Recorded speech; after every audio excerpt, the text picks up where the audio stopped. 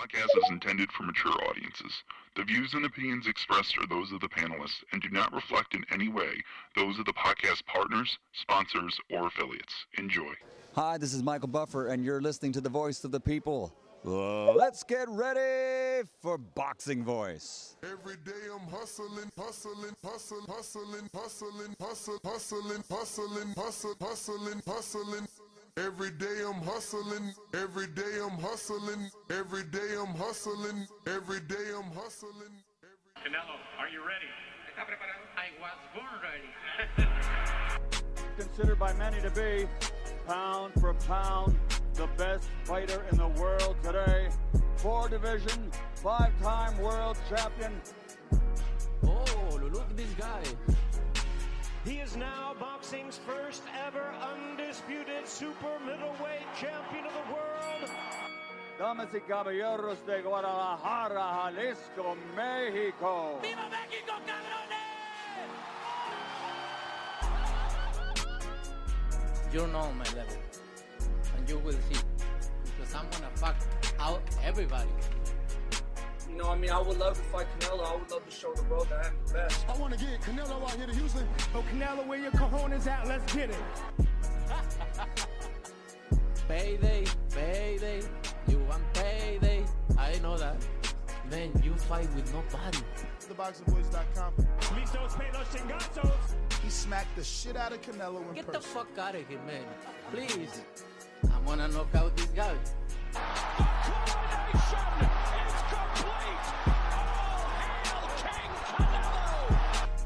Mira, en este momento puedo hacer lo que yo quiera, ¿no? Saul Canelo Alvarez. SDS Promotions. That's funny? You think that's funny? What up, what up, what up? Good morning, ladies and gentlemen. Good morning and welcome back to another edition of the Boxing Voice Radio. I am your host, Nesta Gibbs. Solo Dolo, Scarface, no Manolo, but we should be getting a few co-hosts in the building in just a second. Right now, just so you know, we are here to discuss this weekend's fights. So we will be discussing, obviously, Mark Magsayo taking on Brandon Figueroa and the card overseas with Louis Ritson taking on O'Hara Davies. So, ladies and gents, if you're joining us, don't forget to go ahead and hit that thumbs up button, as it will help with the visibility of the show. It'll put this episode in the eyes of other boxing fans looking to talk some boxing and looking to get with us here at TBV, where we do this every single day. What's up? Welcome back. Welcome back. So we're also going to be discussing the free agency of Adrien Broner and who should he sign with. On our Twitter, we do have a poll already going, asking our good friends on Twitter who they think Broner should sign with, and we'll probably make that same poll here on youtube.com/The Boxing Voice, where you should be already subscribed because you want to support TBV. That being said, good morning. I've sent the link to my co-hosts, and they should be jumping on in just a bit. So we're going to go ahead and take off and just get started, man. I mean, we got a good weekend of fights. Not necessarily the greatest, but not the worst. Not the worst at all. You know, we do have a good main event when you're thinking of Brandon Figueroa and Mark Magsayo. That's a damn good fight. And even when you're talking about across the pond with O'Hara Davies and Louis Ritson, that's also not a bad fight, because Louis Ritson and O'Hara Davies are both highly ranked in the WBA rankings. That being said, you know, we have to keep an eye on it, because these guys could end up being opponents for Rolly Romero and Alberto Puello winner, right? So if we go here to our rankings on the WBA, you see that Ishmael Basorro is number 1, O'Hara Davies number 2, Bakatir Akhmadov number 3, and Lewis Ritson, who's fighting O'Hara Davies, number 4. So it's an important fight, and we might as well watch it. Plus, we're boxing fans. It's going to happen this Saturday. So, we might as well check it out and see what's what. Now, for Ritson, I've watched him a bit. And even O'Hara Davies, he had a little bit more popularity. I don't know if he was signed to TMT or he had some choice words for Mayweather. I'm not sure, but he definitely has crossed here across the pond a lot more, or a long time ago, should I say. Definitely has made more waves than Lewis Ritson here in America, without a doubt. So, yeah. Ooh, damn. Who am I ringing here? Let me hang that up. Let's start a new one. Sorry about that. Anyway, we got a super chat, and it's coming from The Axiom, who says, best fights for Broner is versus Blair Flair or Regis, but he might be able to get a bag in the Caleb fight exhibition. Floyd versus Broner might be the biggest. I guess. I wouldn't put him in with Regis. That I don't know that it makes sense to go in with Regis. I think Broner needs a tune-up, even though he's looked better because he's been training.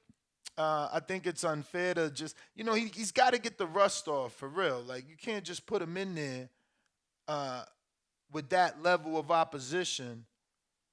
But I am going to make a poll. Who should Adrien Broner sign with? And it's the same poll I have on Twitter.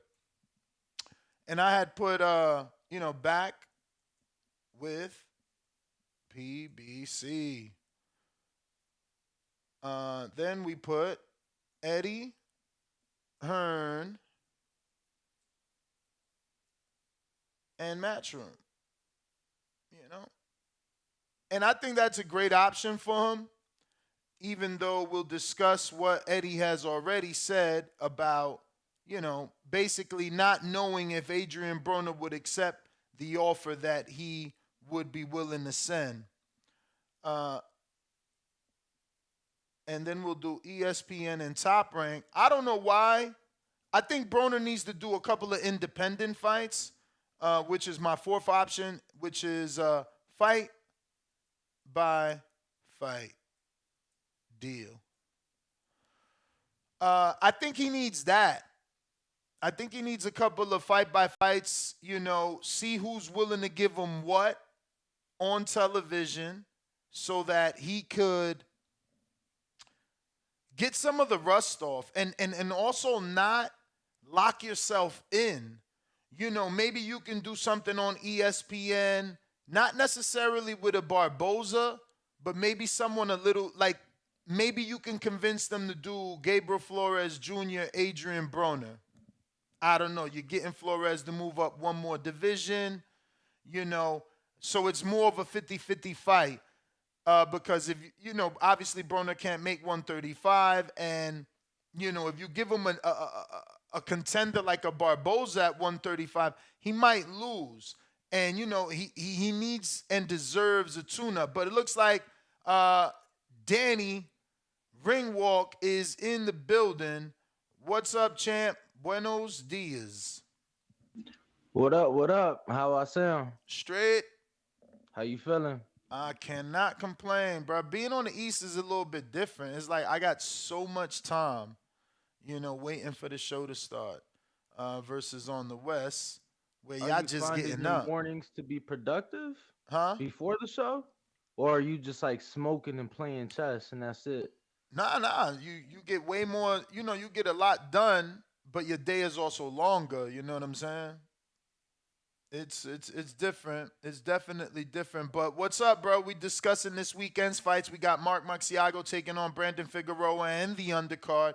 Then across the pond, we got Ritson taking on Davies. And we got to talk about that because that's number 2 and 3 or 1 and 2 in the WBA rankings, which means Alberto Puello versus Rolly Romero may end up. Ritson was the fill-in for Liam Paro. Yeah, Ritson is number 4 in the WBA, and Davies is number 2. I thought that was next week. No. This week. Newcastle, March 4th. We also got a $2 super chat from the Axiom that says AB versus Sandor Martin. Yeah, I don't know. That's not a tune-up. That's what I'm saying. Like, you want him. Tio just fought Sandor. Mikey fought Sandor. Like, you can't throw Adrien off a 3-year layoff in there with Sandor. Like, he needs a little bit something else. I don't even know that top 15 is fair, you know, to throw Adrien in there at 140. WBA usually has the flakiest rankings, and I don't know. Maybe Robbie Davis Jr., maybe Matchroom could do a one-off with Robbie Davis Jr., which I've never really watched fight, and I'm just assuming Broner can beat. What's your thoughts? Davis got 3 losses, 1 coming by knockout. What's the appeal? Like, you know what I'm saying? Well, we don't know the guy. The appeal is for Matchroom and Eddie Hearn. Eddie, you know, Broner can do a fight with Robbie Davis over there. It'll be his first time in the UK. He'll get the tune-up that he wants and a one-off with Matchroom. Matchroom doesn't have to do a 2-fight deal. They do a 1-fight to make sure he's not, you know, gonna have a motherfucking, what's that called? Relapse. A relapse. You know what I'm saying? When he get that advance money, when he get that paycheck, they got to make sure he ain't going to fall back. That's why you do a one-off. Maybe he needs to do some one-offs. Do one with Matchroom. Do that Robbie Davis Jr. fight in the UK. Show Top Rank you mean business. Now you got that tune-up. Now you could go see what's up with Top Rank. Yo, what you got? T.O. Josh winner? What? Sandor? What? Okay. What's up with Regis? Who got Regis? Let me get that. You know what I mean? Like, he got options. After he get one off, show people he's not. Because right now, let's be real, man. He kind of on the little boy that cried wolf. It's always like, yo, I'm coming back. Yo, this time is for real. This time is for real. And they don't be for real. So I'm just trying to figure it out. We need some. It's my boy, the guest user. What up? Nah, that's what I mean.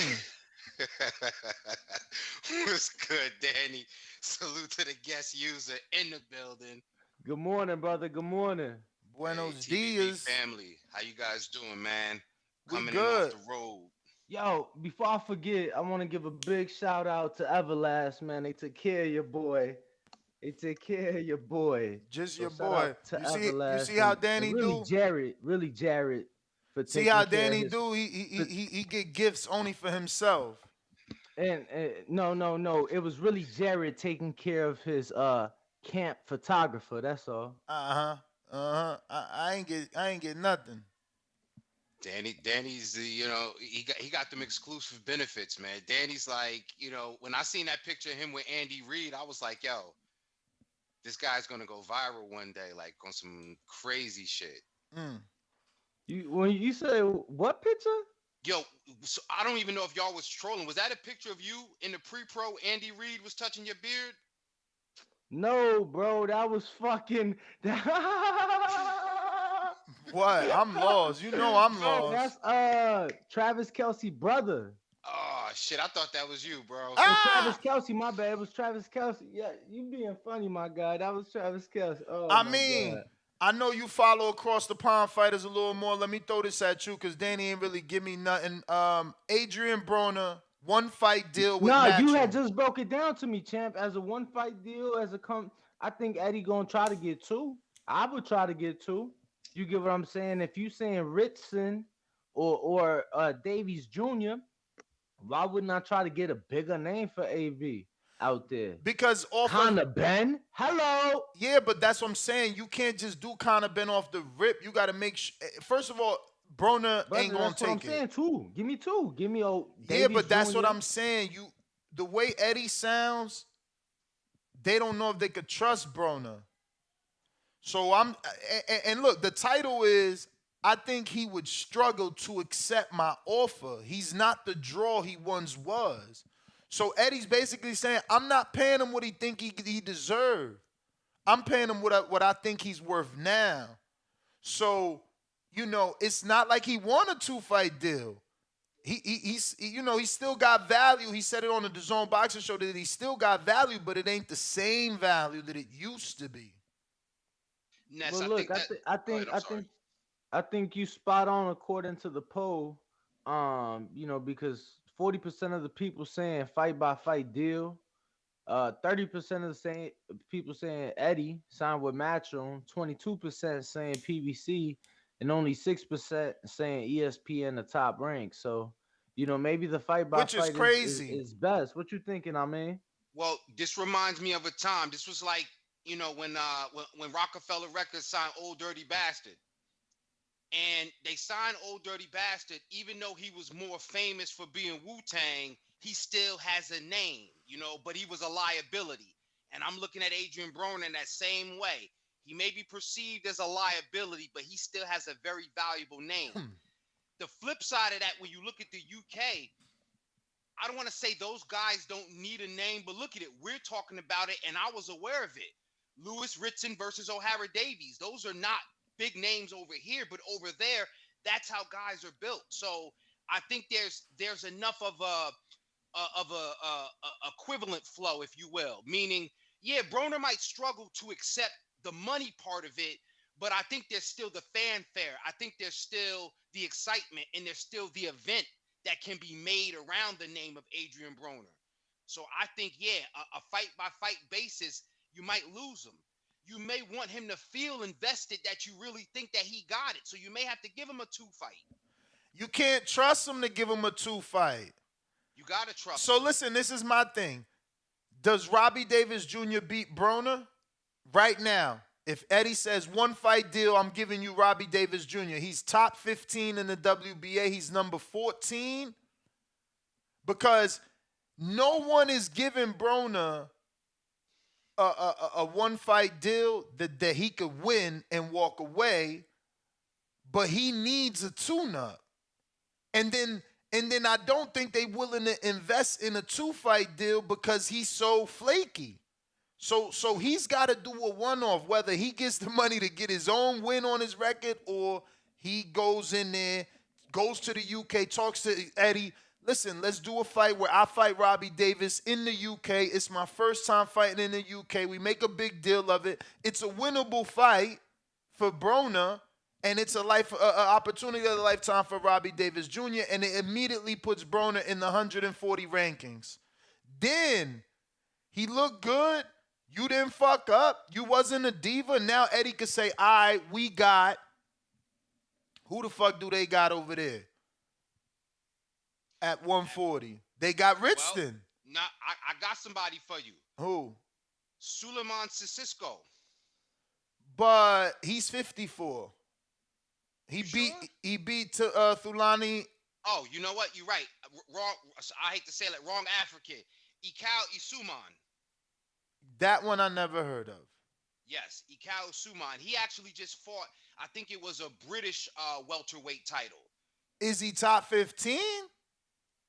I mean, if those silver international belts have any standing, he's got one of those, if I'm correct. I don't see him top 15 at anybody's. What's his name again? Ekau, E-K-O-W. No. Isuman. 140? Oh, see, no, he's 47. He's 47. Yeah, Broner's 40. Is he, though? You're right. His comeback fight was 47. And that's part of what you question. And that's why you saying you can't trust him. Because you really don't know whether he's, can I get him a fight at 47 or do I have to get him a fight at 40? That determines what kind of opponents you can get him. I mean, he's been in camp for so long. You got to get him a fight. Nobody in the WBA rankings is like a easy win for him, except these dudes that I don't know. Number 13, Jose Rosa. 14, Jin Sasaki and Michael why Mickinson. don't we listen to Calvin? Who's Calvin? Calvin Ford. What'd he say? Calvin Ford said he would love to see. Go to his Instagram, brother. He said he would love to see Broner on the. I seen that. Come on, man. He trying to get him killed. He want Broner versus Kenny Sims. You can't do that as no comeback fight, man. That's selling out Broner. And then what is he worth? What is he worth? Yeah, that's a cash out fight. Get out of there. I seen that shit and I ignored it because that's not what you do to a dude that's trying to come back. You Kenny rebuild never been him on that stage. Bro, listen, we just got in boxing. They been in boxing. And how did George Foreman do it? Broner need to do the same. That's what I'm saying. Like, he trying to do too much by getting expensive fights. Bro, just get back in there. Get back in there. Like Big Baby, he went and fought in Colombia. He fighting over there. Now he got a Lucas Brown fight overseas. And guess what? If he win that, Big Baby Gerald Miller will get a bigger fight after that. We already know Top Rank is interested in that. They just can't trust him. It's the same Broner situation. Did you guys already talk about it yesterday? That's it. Montana Love is a potential opponent? For who? For Broner. He didn't accept a Richardson Hitchin fight. Why would he take a Broner fight? I'm not saying. Maybe you're right. Maybe he will because Broner's inactive. Bigger money.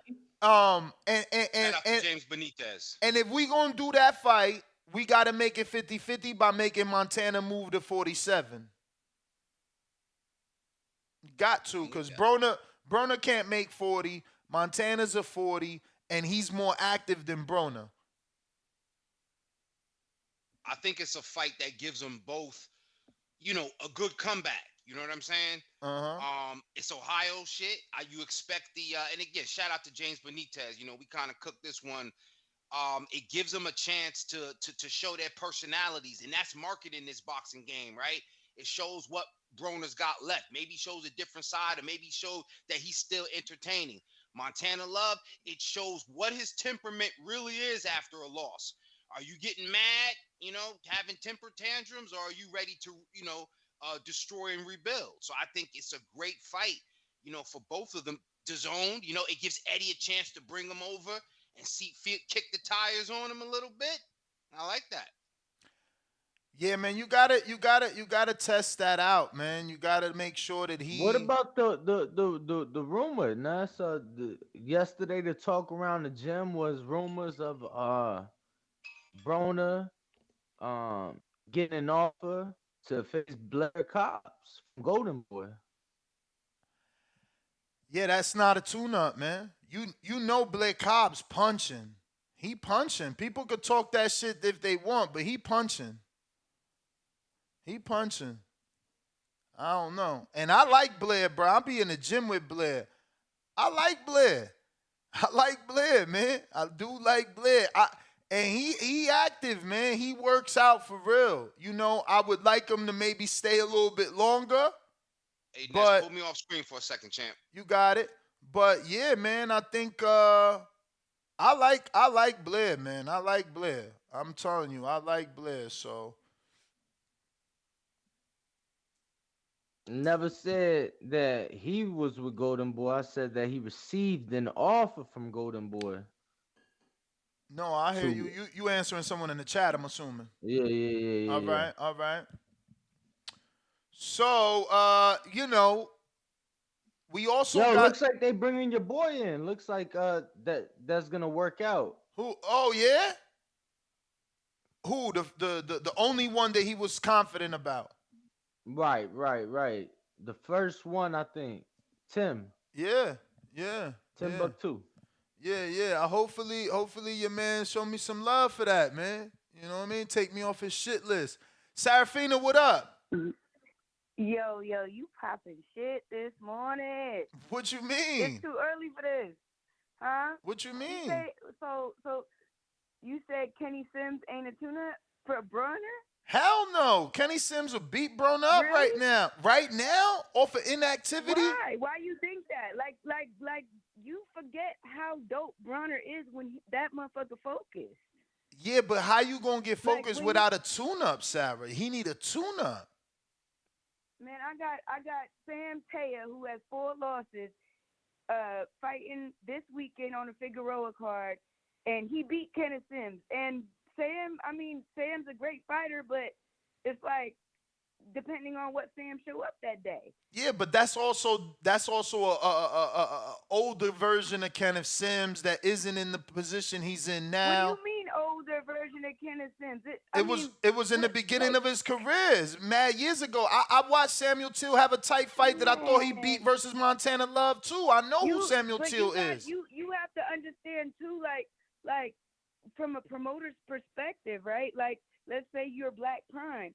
Why would you, like, if you're giving him, $10 million for 4 fights, like, or $3.5 million a fight, like, you have to make the quality opponent worth your time, because how are you going to make your money? You ain't gonna make it on the first fight. You ain't gonna make that money on the first fight. You gotta get that. You know what you investing in. You know the boy been out the ring for how long? Like when you're at Broner's level, you have to have some type of competition. You comparing him to Big Baby ain't even right, because Big Baby fucked up the bag. Broner didn't fuck up the bag like Big Baby fucked up the bag. They both did. I think that they both did. I think Broner fucked up the bag in his own way. Different. He fucked up the bag in his own way, whether that be arrogance, whether that be. Big Baby was juicing, like you all right, kill somebody in the ring and Broner was chose alcohol and partying. Both were sabotaging careers. Else's life, that's gonna affect his own life. Again, sabotaging his career. Sabotaging his career. It is, but at the same token, it's like these are two different offenses. You know what I'm saying? Like, this is something that affects himself. I'm saying we in 2023. You kill somebody potentially. Okay, but we still in 2023. He should have to take small money and go fight in Colombia or Memphis, Tennessee, or wherever the fuck he got to fight at. And that's cool. That's up. Cool. But that's I never said it was nothing wrong with that. I actually said Broner needs to do the same, because he hasn't fought since February 2020 of 2021. Like, we in 2023. So yeah, that was against a guy that we hadn't really heard of up to that point. Yeah, like, I mean, that guy ended up being tough. Shout out to Giovanni Santiago, who gave Barrios. He could do rounds. He could do rounds. We ain't hear of him till Broner. No, for sure. Listen, Broner he's coming off of Mikey Garcia loss, Jesse Vargas draw, Manny Pacquiao loss, and then a Giovanni Santiago tune-up, and all of that is in a span of 2017 to 2021. That's 4 years, 1 fight per year, 2 losses in a draw, only 1 win. Let that man get some tune-ups. People just want his name. You trying to cook him. What would you consider it? What would you consider a tune-up? Fuck, go find Ronnie Rios or what was that dude that him and Khan both fought? Carlos Molina, guys like that. He need a tune-up, Sarah. You out here wilding. You trying to kill a boy.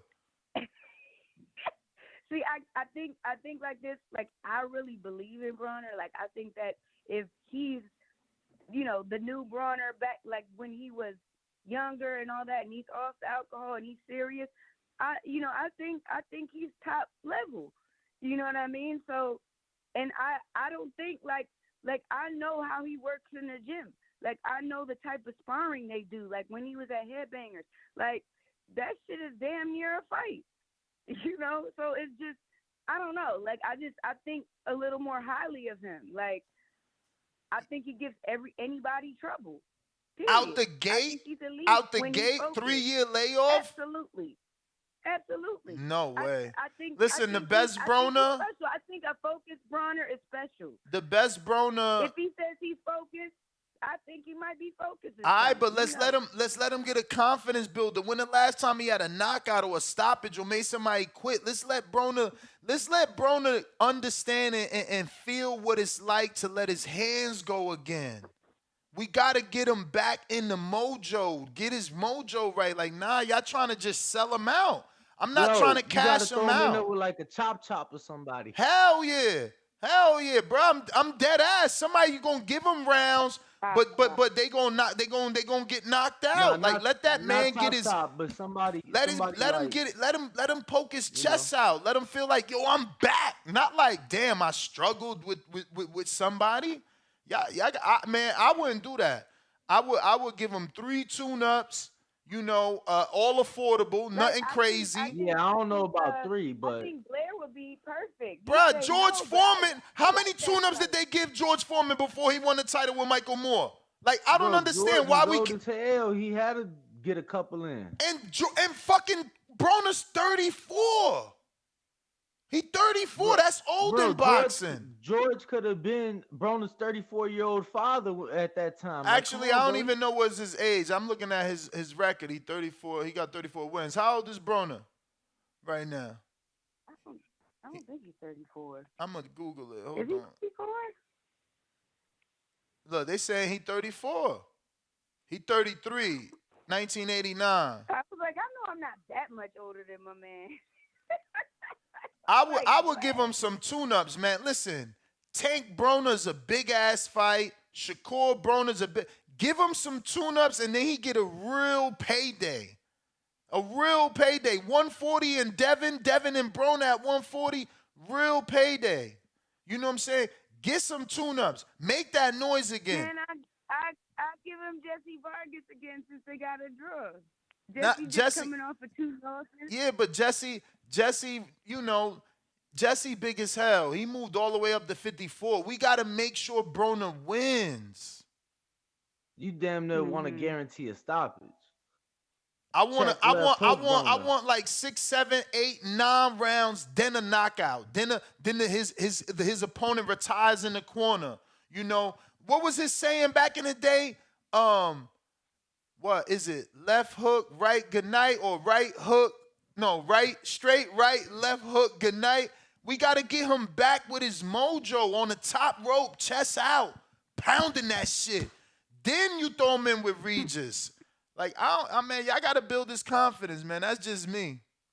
He got to take a pay cut, man. I don't know what that number is. Well, the pay cut is not happening because the deal is done. No, but come on, don't act like he can't get shopped to Eddie.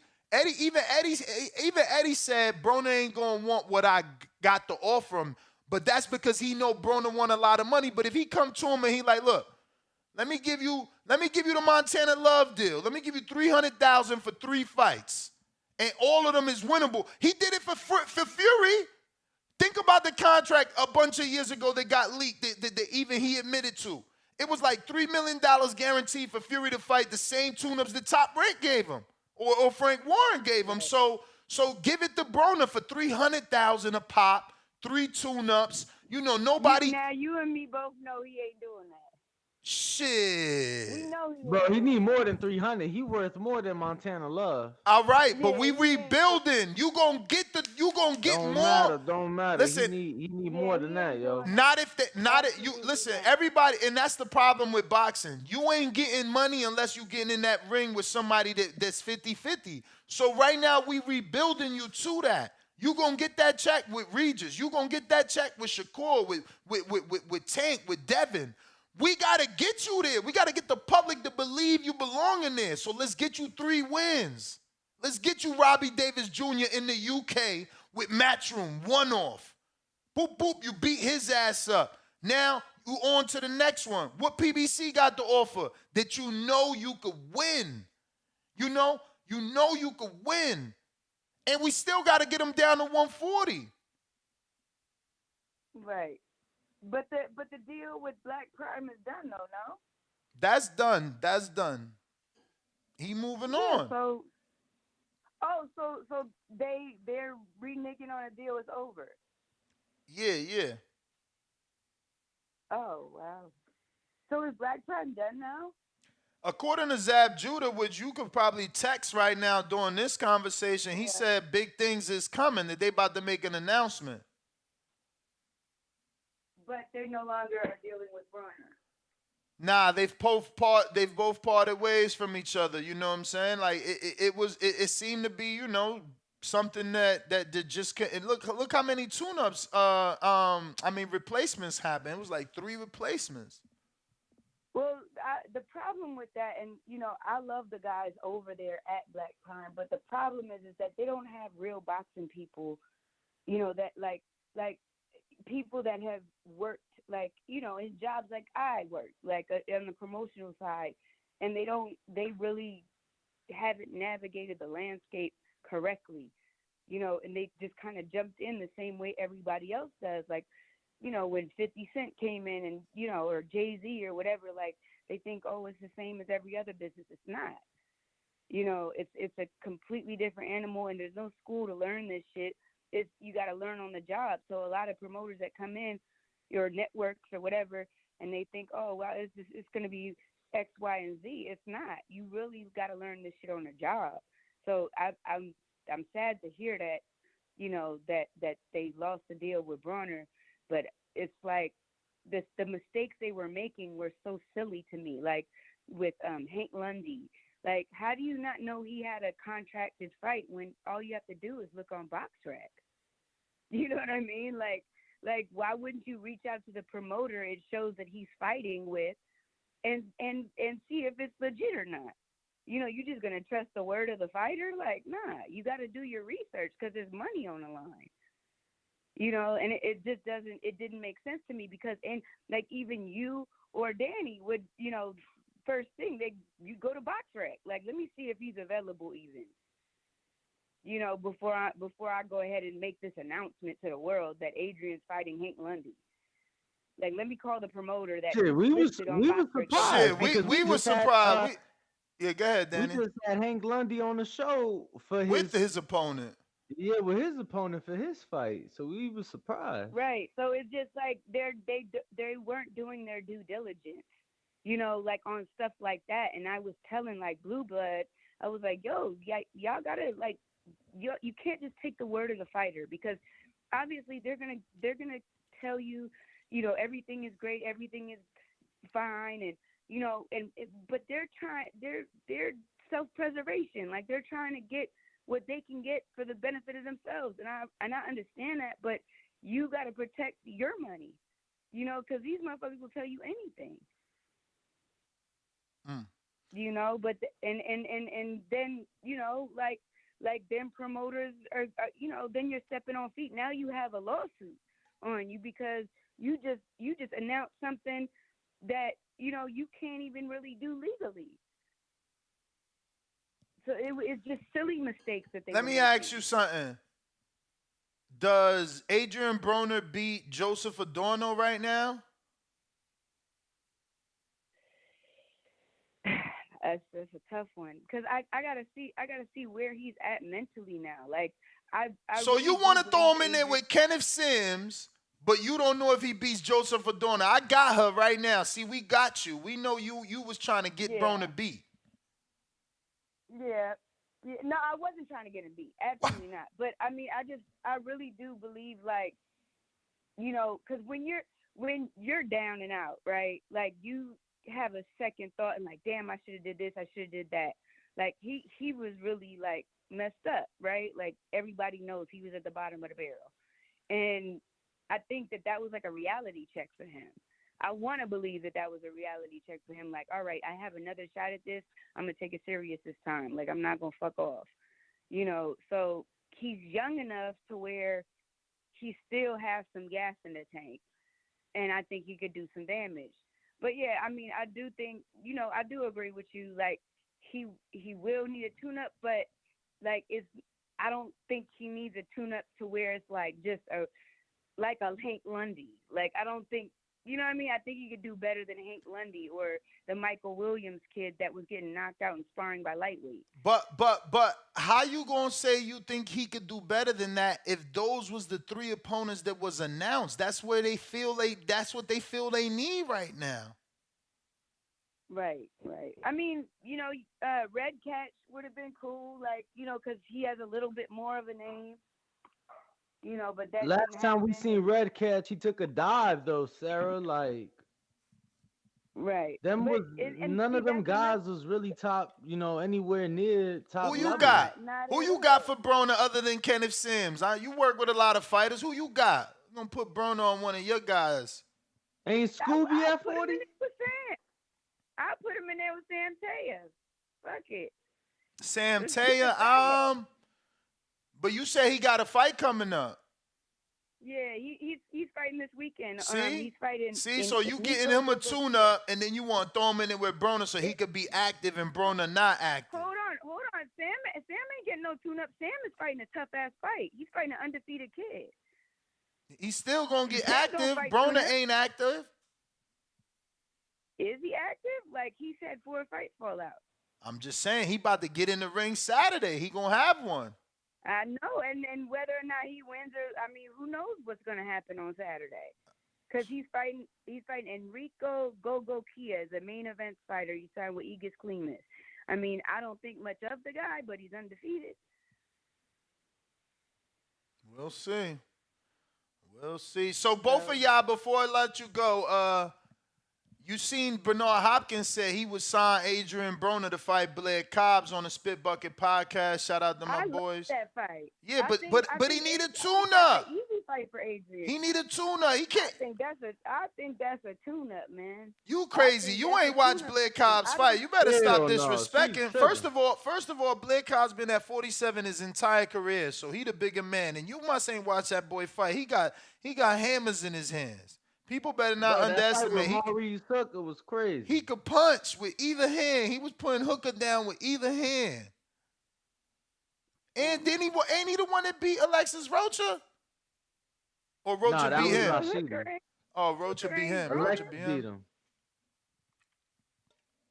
What was the fight he got beat down? Was it the last fight? Nah, it was like 2 fights ago. By Alexis Rocha. He got violated. That shit was bad. Hair flying everywhere. Sarah. I'm being told. That's the guy who fighting Bud now. I'm being told we might get a big announcement from Broner. So see, it ain't but too long before the fish start biting, man. You can't be like Broner's a name, man. Broner's a name. I just hope whoever signs him understands that and takes their time with him. Like. Even Antonio Tarver came back and they took his time. They took their time with him. I feel like it's gonna be hard for Broner to with real boxing people because they know what fights are worth and they're not gonna offer him that big money to just fight a nobody. They're just not. Yeah, but that's what I'm saying. That shit gotta stop. These fighters gotta understand. You want $1 million paycheck, you gotta fight $1 million fighter. And if you ain't find $1 million fighter, and that's how they get active. They could fight 4 times a year if you taking anywhere between $150,000 and $500,000 for a fucking tune-up. Get a tune-up in so you can fight 4 times a year. But $2 million fights and 2 $500,000 fights. Low money. Like ain't nobody gonna convince Broner to take less than an M to fight. They're not. Like he's just not doing it. Well, and you can't get no fucking $1 million for a tune-up. Like that's what boxing has got the game fucked up. Cause now you gave me $1 million for a tune-up. That's what I'm telling you about Black Prime is that they don't know. No, but it's not just Black Prime. It's not just Black Prime. It's not just Black Prime. I'm saying boxing as a whole. They need to make these boxers understand that if you're not in there with $1 million fighter, well then you don't deserve $1 million. If you want a tune-up, well then you got to get paid for a tune-up. If you want to stay busy fight, you getting paid for stay busy fight. That falls on the promoters. And when you had guys like Eddie that came in with all this money and was just offering the bag up front. And the same with Al. Al ran through what, $1 billion? Yeah, but Al had to have. Eddie the one had $1 billion. But listen, they changed that. They been stopped that water pipe. All that shit is over. I know that, but now you done already fed the beast. Like these motherfuckers used to getting money like that, so now they think all dogs could be tamed. All dogs could be tamed. I don't want to hear that. All dogs could be tamed. What we gonna do? Keep pulling the money out of our ass?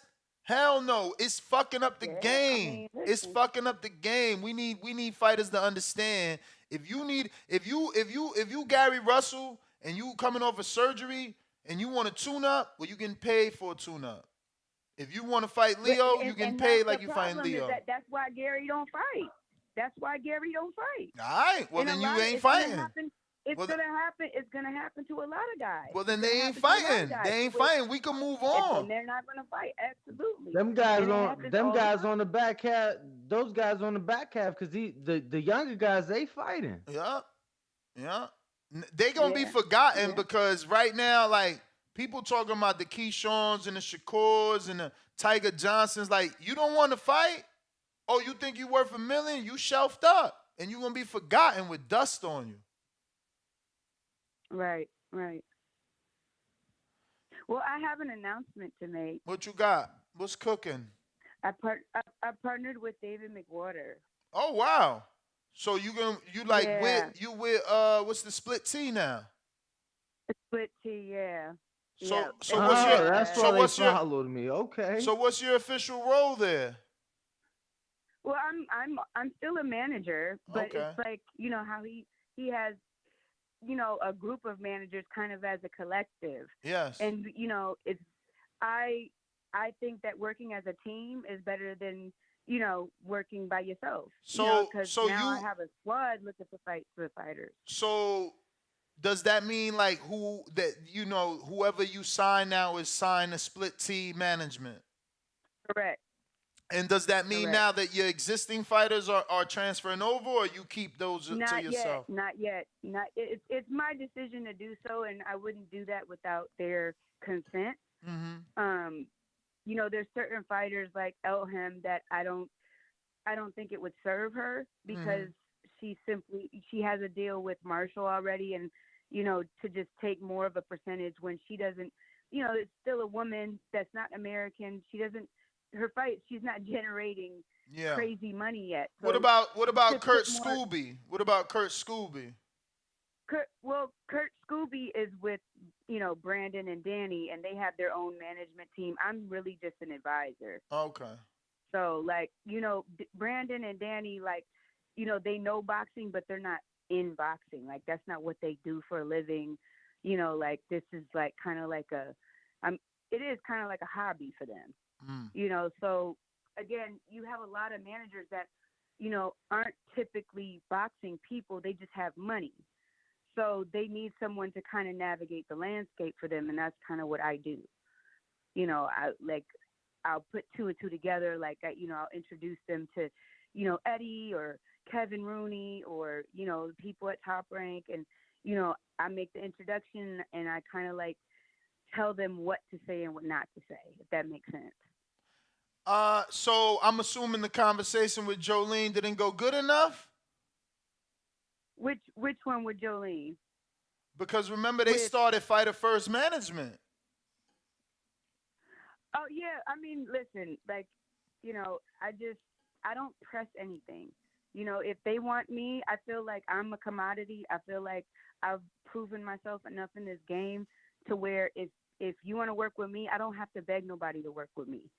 So David came to me, you know, and That's dope. and you know, like, and I respect that. Like, I'm not gonna say I have a lot of pride, but I don't really ask for handouts like that, you know. And I feel like I've done enough work in this game to be noticed, and people should want to have me on their team because I work my butt off.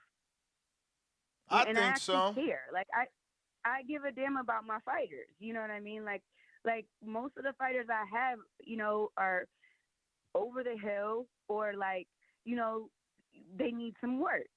And I'll be honest, but that's all because I never had the backing. Mm-hmm.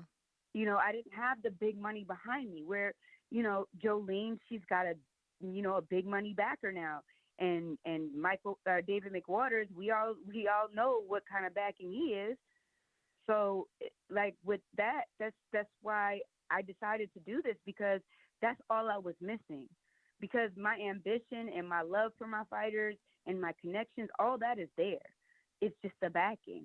It's the money part of things. Like, if I need to pay a guy a monthly stipend, or if a guy got injured and I need to send him to a doctor, I don't have that kind of money to spend. You know, but now I have, you know, some leverage. Like, he has this huge facility that he just built outside of I think it is in New Jersey, like outside of PA, and it's like 50 acres. It's like a mansion with 19 bedrooms and a gym with like 4 rings. I mean, it's a huge facility. Actually, Vito Malnicki built it, or helped him build it. And it's like a multi-million-dollar facility. It's gorgeous, and I have the ability to send my fighters to camp now. You know, like a real camp. Even though PA's freezing. It's freezing, but listen, like, to have that seclusion and just to where you could get away and not deal with everyday life, and you know, you need that as a fighter. You need to just be able to detach from everything and focus. So does this give you with your family, and does this give you access to his existing fighters? Like, hypothetically, if Devin needed sparring, now can you tap into these fighters that send sparring? 100%. Absolutely. 1,000%. You know, you guys got any heavyweights? Yeah, there are some. I mean, I have a heavyweight right now, Jean-Pierre Augustine. He had one loss to Chris Arreola. That was his one loss. But he still has one fight left with PBC. But I'm probably going to sign him with David, most likely. How old is he? So that way, he's not young. He's 37. But heavyweight is a different ball game. Mm-hmm. You know, he gets one tune-up, and I could throw him in there with like Charles Martin or something, and you know, make some money. So heavyweights is a different. You cashing out. You cashing out. So you want to give your heavyweight. You want to give your heavyweight a tune-up. You want to give your heavyweight a tune-up, but you won't give Broner a tune-up. You trying to throw him in there with Kenneth Sims. I see you. But Kenneth Sims sent you. He's not Broner. Kenneth Sims sent you. My fighters never made $100,000 yet. So what, you know what I mean? Like, it's a different ball game. You know, like, you got a guy who demands at least $1 million to fight. Like, you have to look from the promoter's perspective too. You know, like, all right, I get him a tune-up, but how well is that fight gonna sell? You know, like, that's just what it is. Like, it's a business at the end of the day. So where's this guy at? This Augustine guy? He's in LA now. He's training with Shadid Saluki, who trained Layman Brewster when he knocked out Klitschko, James Toney. He trains good with heavyweights. So how tall is he? Nah, he's a southpaw. He's 6'3". But send him this way. You know, Bob Santos got some guys. Get him some work. Get him some publicity. Like, 100%. He right there 100%. in LA. Yeah, 100%. Absolutely. Like I want him to get all the work he possibly can, because, you know, I'm gonna move fast with him. You know, I'm definitely gonna move fast with him, because, you know, he's 37. There's not a lot of time left. Like, let me ask just you, go for it. Being from out there, have you heard of Norman Neely? The name sounds familiar. Refresh my memory. He's a heavyweight. Oh, yeah, no, the name does sound familiar. But I'd have to see him. I'm really, really bad with names, like terrible. So if I seen him, how old is he? I gotta check, but he just lost to Rodell Booker, I believe. Got you. Yeah, I think he lost to mean, Rodell. The heavyweight division is like, it's so much different than any other division, because you could lose a fight. Doesn't matter, you know, like people are always going to need heavyweights, because it's so just a wide open division. And you make money. Like, the heavyweights is where it's at, man. Everybody needs a good heavyweight. That is true. Well, congratulations on the new. But Sarah, hold on. Before I let Sarah. you go, I know you out there in New York, and you've trained in Mendez and in Gleason. So what do you know about George Aries? I don't know much about him, to be honest. I really don't. I haven't. That's seen it. crazy. I don't. I know. But I there's know. so many See, guys. Like, when I was out there, I used to follow him. I used to watch him train and everything. You know what I mean? It's crazy. Nobody paid attention to him. Everybody I call, like, yeah, not really. I even asked Peter Dobson. He's like, yeah, you know. I watched him spar once, and it's like, damn, nobody knows nothing about this kid. And he upset Cassius Chaney. who's he? Yo, let Paul Bamba tell it. He beating Jared, bro. Yeah, you better make that bet with Bamba. Is he signed with Top Rank? Nah, he with Lou. He with Lou. He been with Lou. Oh, is he? Yeah. Yeah, he's 18-0, 7 knockouts. Yeah, he got that Joe Frazier, Mike Tyson, Muhammad Ali whole thing. He got the trifecta going on. You got to check him out. But listen, let me get to. Where does he train? He doesn't train out of Gleason. Once in a while, you see that gym though. You could probably check the location. Is he in New York? Yeah, I see he's in New York. He's in the Bronx, but I don't know what gym he trains out of. He might be at South Box. What you think? Nah. Eric Kelly gym, brand new looking. That shit look raggedy right there. It look like a gym. It's been around for a few years now. Yeah, but what's our name? What's our boy name? Otero trains out of there, and I see videos all the time. It look way better than that. South Box got like matching bags and shit. It's way better than that. He No at Bronx disrespect. Morris Park. Bronx Morris Park. There you go. Danny found it. Oh, he's okay. So he trains with Aaron. What's his name? I know exactly. Josue used to train there. Aaron. What, Davies. Vargas? Yeah. Okay. He used to train over there. Yeah, Morris Park Gym. Okay. I mean, that's why I haven't seen him, because people from Brooklyn don't go to the Bronx. We do not go to the Bronx, but the people from the Bronx do not come to Brooklyn. It's like a New York thing. Like, why would I go to the Bronx? What's in the Bronx? Absolutely nothing for me. I hear you. I used to go to all the boroughs. I'm interested to see him work. I was in all the boroughs. I even was in Staten Island. I wasn't discriminating no borough. Yeah, no, but what am I going out there for other than if I'm... You a manager, girl. You going to find talent. True. I got to go. Let me get to some other people, Sarah, but thank you for blessing us. We appreciate you. Congratulations. Congratulations. Thank you. I'm Start excited, sending man. them guys. And y'all, tell the people they got to come check out David Diamante's bar right across from the Garden. We're going to be doing... I'm managing it for them. They're going to be doing events like what we're going to have all the fights, any fights. We're going to be showing them no cover charge. Y'all going to open up a bar in Vegas. 410 8th Avenue. When you going to open up a bar in Vegas? Man, you better holler at this David McWater and David Diamante's bar. It's called Diamante's. It's 410 8th Avenue. It's right across from the Hulu Theater. All so right. we're going to be showing all the fights there. You know, if it's some big games, we'll be showing them until we get a regular clientele, and then we'll, open throughout the week. All right. Well, congrats on all the newfound success. We might have some drink specials for people that can answer boxing questions or boxing people in general. I like that. Like maybe 2 for 1. I like that. All right, y'all. Appreciate you. All right, Sarah. Thank you.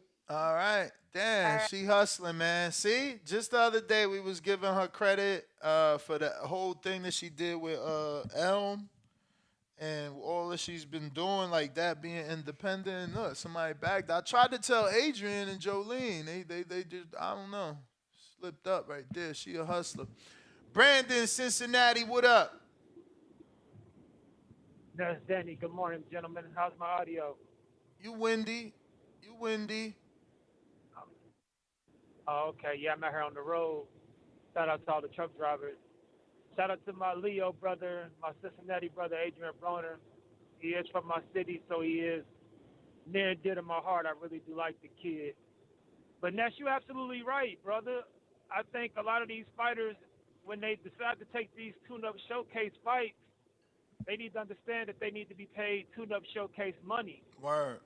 Because their names ain't big enough to where they can generate that same amount of money fighting these nobodies. I'm going to be honest, and people going to hate me for it, specifically a certain camp, but like $500,000 for a tune-up, that's too much money. That's a lot. That's too much money. That's too much money. Like that's a fucking a payday for some people that they never got. Like if you want to stay busy, you know, it got to be less. And I get it. Camp costs a lot. You an elite fighter. You can't get up, blah, blah, blah.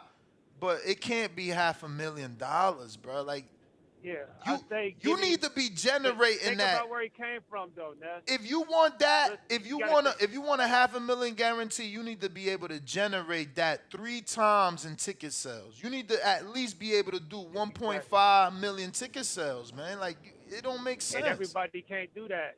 That ain't easy, because you got to think where Broner come from. He said they would give him 3 names.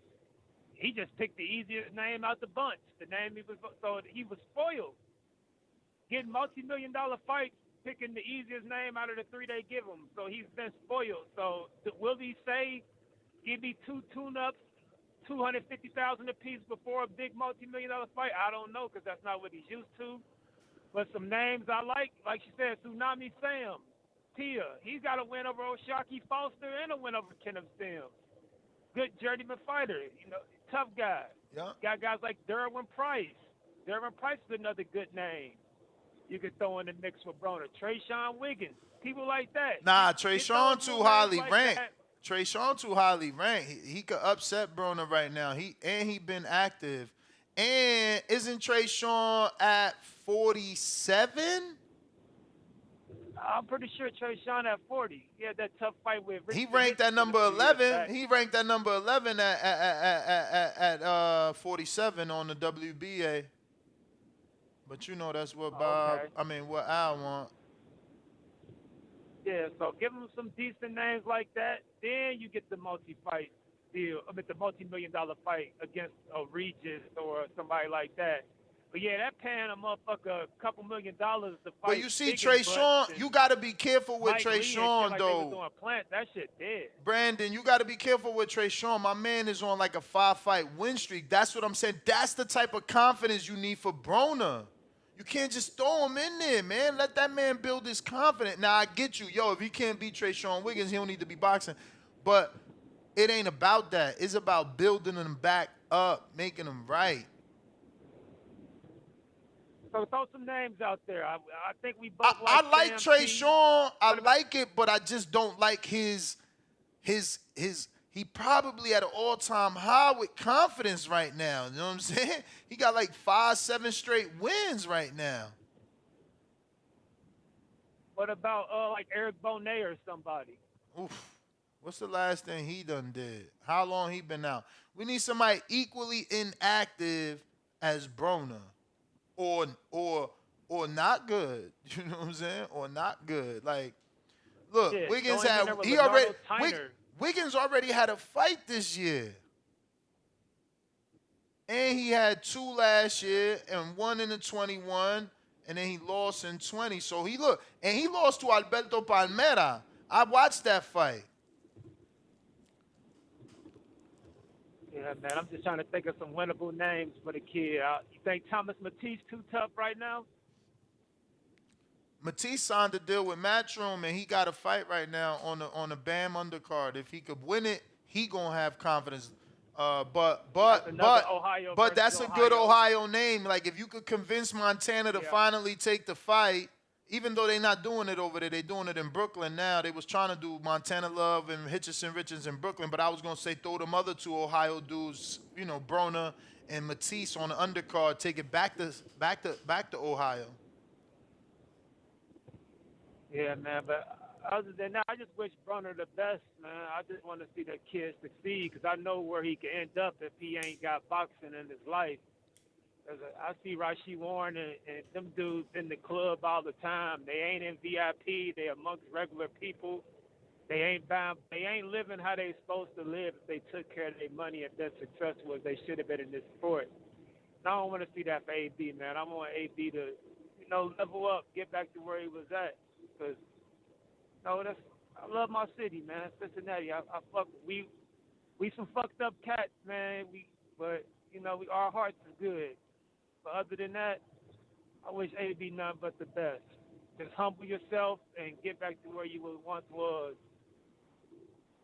But yeah, that's my call, man. Y'all take it easy. Yeah, man. I know the dudes on that level is they look at 100 and something thousand as strip club money. As he said in the interview, like, oh, I would call Al, he would give me 100,000 for the night. So like taking 100,000 for a tune up, 150,000 for a tune up, that could be disrespectful for them.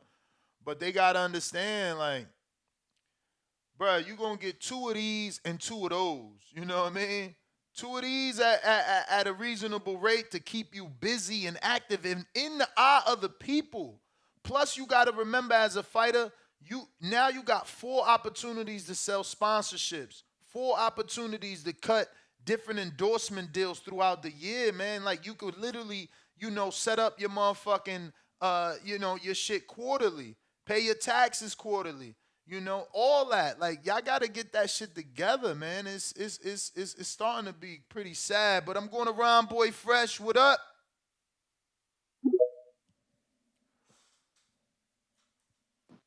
Yo. What's goody? Hey, what's up, Slim? Why y'all taking so long with this easy ass exercise y'all trying to do, Mo? What you mean? Like, man, the best fight and the best fight and the easiest fight to make. We talking about Eddie and AB, right? Whoever though, because if Eddie don't want him, Okay. he You want me trying to to tell get you the best signed. fight? You want me to tell you the best fight to make is is AB versus Ricky Burns. Make the fight. Everybody gets paid. Yeah, that's true. That's a fight we wanted a long time ago. Exactly. It's already built in. When the last time Ricky Everybody gets Burns paid. fought though? Ricky fought like 2 years ago. Oh, that's perfect. He ain't retired. That's He ain't perfect. retired. But I mean, most people wasn't looking at boxing back then, so they wouldn't understand his history. But you know what I mean. Yeah. So yeah. So you make Ricky Burns and AB. That's you getting your money right there. You already know you getting your money off that fight. You make Eddie. I like that fight. You can go ahead and throw the winner of that, which should be AB. They fight Billy Dibbs, and then AB can go on his tour where he fight the brothers. Billy Dibbs fighting cancer right now. Is he? Oh shit! All right, Hell I just saw a picture of him. He don't look like he got cancer. I just saw the picture of him. Nah. He definitely in remission and Oh, all is that he? shit. Damn. Yeah. Prayers Oh, go for out real? to Oh, Billy, yeah, you're right. You're right. All right. I was just off the top of my head. But Ricky was when y'all was doing it, I was like the easiest and the best fight is Ricky Burns right now. You know what I'm saying? You make that fight. I like that fight. And then you talking about motherfuckers talking about Trayshawn and then that fight, Ken of Sims. Are y'all serious? But that fight is in the UK though, right? He got to go to the Yeah, UK. yeah, you got it. That's what you got. AB got to buckle down. I know he was scared to death years ago to go to the UK. He just gonna have to do it. That's where the money's gonna be at. No, everybody wins. It's a win-win for everybody. Make the fight. Make that fight, and then talking about all these other motherfuckers like Kenny, little Kenny will beat the shit out of AB right now. Yeah, what are we talking about? You know what I'm saying? But yeah, no, that's all I got to say. I ain't gonna hold you on this shit. This shit was an easy exercise to me. I don't know why it took you so motherfucking long, though, Nash. You know better than this. I was just trying to find, Broner the best. We don't need to go no further than Ricky Burns. I mean, that's still a big fight. Like, can you guarantee Broner wins that fight? Yeah, no, but see, Nash, we gotta make a fight that's big enough and good enough where it be intriguing. You know what I'm saying? Yeah, like, but again, look, from Team Broner's side, they need the win. Nah, they need to get to the end of the rainbow. And from the promoter side, whoever signs him, they need to get him to a certain level so he is in a Regis fight, so he is in a T.O. Josh Taylor winner fight. Well, the problem with that is what you said. He don't want that short money. He's gonna have to take some serious ass short money. because and that's paying AD okay. a million and all it, nah. Nah, But he's I'm not. not. Are we I'm sure not he's gonna trying to. take it? No, we not sure. We not sure. Exactly. But we gotta remind him of history. We gotta remind him of George Foreman. Yeah. We gotta remind Yeah. him of guys like that. Bro, Even Marcos Maidana. He not gonna want to hear that shit. Well, He's not. I'm telling you. you take him as far as Maidana. Go look at what Maidana was getting paid by Al Heyman when he lost to Amir Khan, and he had to rebuild with Robert Garcia. You know what I'm saying? He wasn't getting no motherfucking $1 million and all that crazy shit. Yeah, but I just think the best fight, and I think this exercise should be ended with Ricky Burns, bro. I just think that's the fight that needs to be made. I like Ricky. I like Ricky. I like It's that. a win-win for everybody. But you still ain't It's answer the history in it. question. You Yeah, ain't go ahead. What? guaranteeing us that he wins that fight. I don't care. But like I said, I don't want a guarantee. I want a competitive fight that I know is going to be competitive. I know I want a fight where I'm not getting a percentage, but the promoter trying to get paid. But so again, if you Eddie, what are you doing with that's with the fight I Burns? would want. Okay, so you say, but now you gotta tell us what you gonna do with Burns if he win. Cause now you ruin Conor Ben. You run it. You And ruin then Conor Ben. Burns what would he? You Right. ruined the biggest Burns. fight you could have made, which was Conor Ben and Broner. That's what you don't get as a promoter. You need to get Broner to a certain part so you can make that big bag. But I got you. But the thing is, I'm trying to compromise. I'm trying to go with what you saying is, I don't think Broner is taking short money like that, bro. I just don't see it. Broner will if you give him if you put the plan in front of him. Listen, Broner. How much you think he take? What you think is the lowest he takes? Me? I ain't gonna do. It ain't gonna be short money. That's all I'm saying. I'm just saying what I think he take ain't gonna be what he take, but that's my plan. You know what I'm saying? And my plan is to rebuild you. My plan is to rebuild you. You know. And then you talking about the 140 division, man. They gotta bring somebody. If in order for him to get a layup, I'm gonna be honest with you. They gotta bring somebody from 130. 135. Maybe Javier Fortuna. Man, I don't know. But at this point, that's gonna be tough. That's a good tough fight. That's a good fight. Right. But the thing is, his first fight gonna be at 47. You know that. Everything. Yeah, announced, well, now I think it'll be a catchway. But Javier Fortuna fight anyway. Though. Remember, everything announced for Broner was 47. Everything. Yeah, but they was announced that way. But I think I'm not really gonna hold on. I'm not holding on to that 47 weight. I think if motherfuckers come in over 38, that fight get made. That's what I'm saying. He been out so long. You trying to make him drop from 200 plus pounds to 140. The man need a tune-up. Y'all don't get it. I gotta go. No. The reason. Go ahead. Yeah, I got you. All right. Finish. No. The reason why I said Ricky is because Ricky fight anywhere. That's why I brought up Ricky. But yeah, that was just the best. That was the best option to me. But I hear what you saying. But I don't think AB going to short money. I'm out. All right. We gotta understand that as fight fans, that Broner was battling alcoholism. When you drinking alcohol, you balloon in weight. You can't expect a man to come down from heavyweight, drop 70, 80 pounds and fight at his natural weight. Like, let him get some whack opponents. He needs some motherfucking bum of the month club. Like, he's not greater than George Foreman. George Foreman did it. You know, Marcos Maidana. Let me check what Maidana did while I go to this caller. This look like Super Mex, Plainview. How cold is it, man? Chan, what up? Yo, how do I sound, bro? You sound all right. You know, you could sound better, but you sound all right. What's good, Super Max? Yo, so I got a 2-fight plan for you, Ness. The last caller, I love the Ricky Burns out there. But if you want to guarantee 2 wins, I got a 2-fight plan. Link back up with Al. You do one in Carson, California, one at the Cosmo in Vegas. You do Victor Ortiz and Robert Guerrero for AB. Yeah, those are welterweight fights that he might not win, bro. You put him in versus Mexicans that the last thing that they do is you know they let their hands go. Maybe Victor is mentally unstable enough where he may let Broner beat him, but I don't know that the Ghost Guerrero doesn't give Broner a very tight fight. They've been inactive just as long. I hear you, but the plan is to make sure he wins. We gotta get him to the promised land. It don't matter who you are. If you Bernard Hopkins and Golden Boy, you want to get him in a Blair Cobbs fight. You want to get him in a Virgil Ortiz fight. You want to get him in a Floyd Schofield fight. So you gotta build him. Perfect. So check it out. You start with Victor, because I think we all agree you got enough power to stop Victor. I don't know. Looks, man. Victor's big as hell. He's a net. So. Bro, Victor's big as hell. He started his career at 47. You know what I'm saying? You talking about dudes Victor, bigger than Earl Spence. 10 years now. I'm telling you, Victor Ortiz, that's a guarantee. He's a puncher. He's a puncher. He put down Berto how many times? He put down Maidana 3 fucking times. People like to forget that. He's a puncher. How long ago was that, though? Bruh, he put down Lamont Peterson. He's a puncher. Y'all crazy, man. We trying to tune my man up. 15 years ago. Bruh, go look at George Foreman's comeback. What y'all talking about? Look at George Foreman's comeback. I said Victor Ortiz, not Virgil. Pull it up, man. I said Virgil.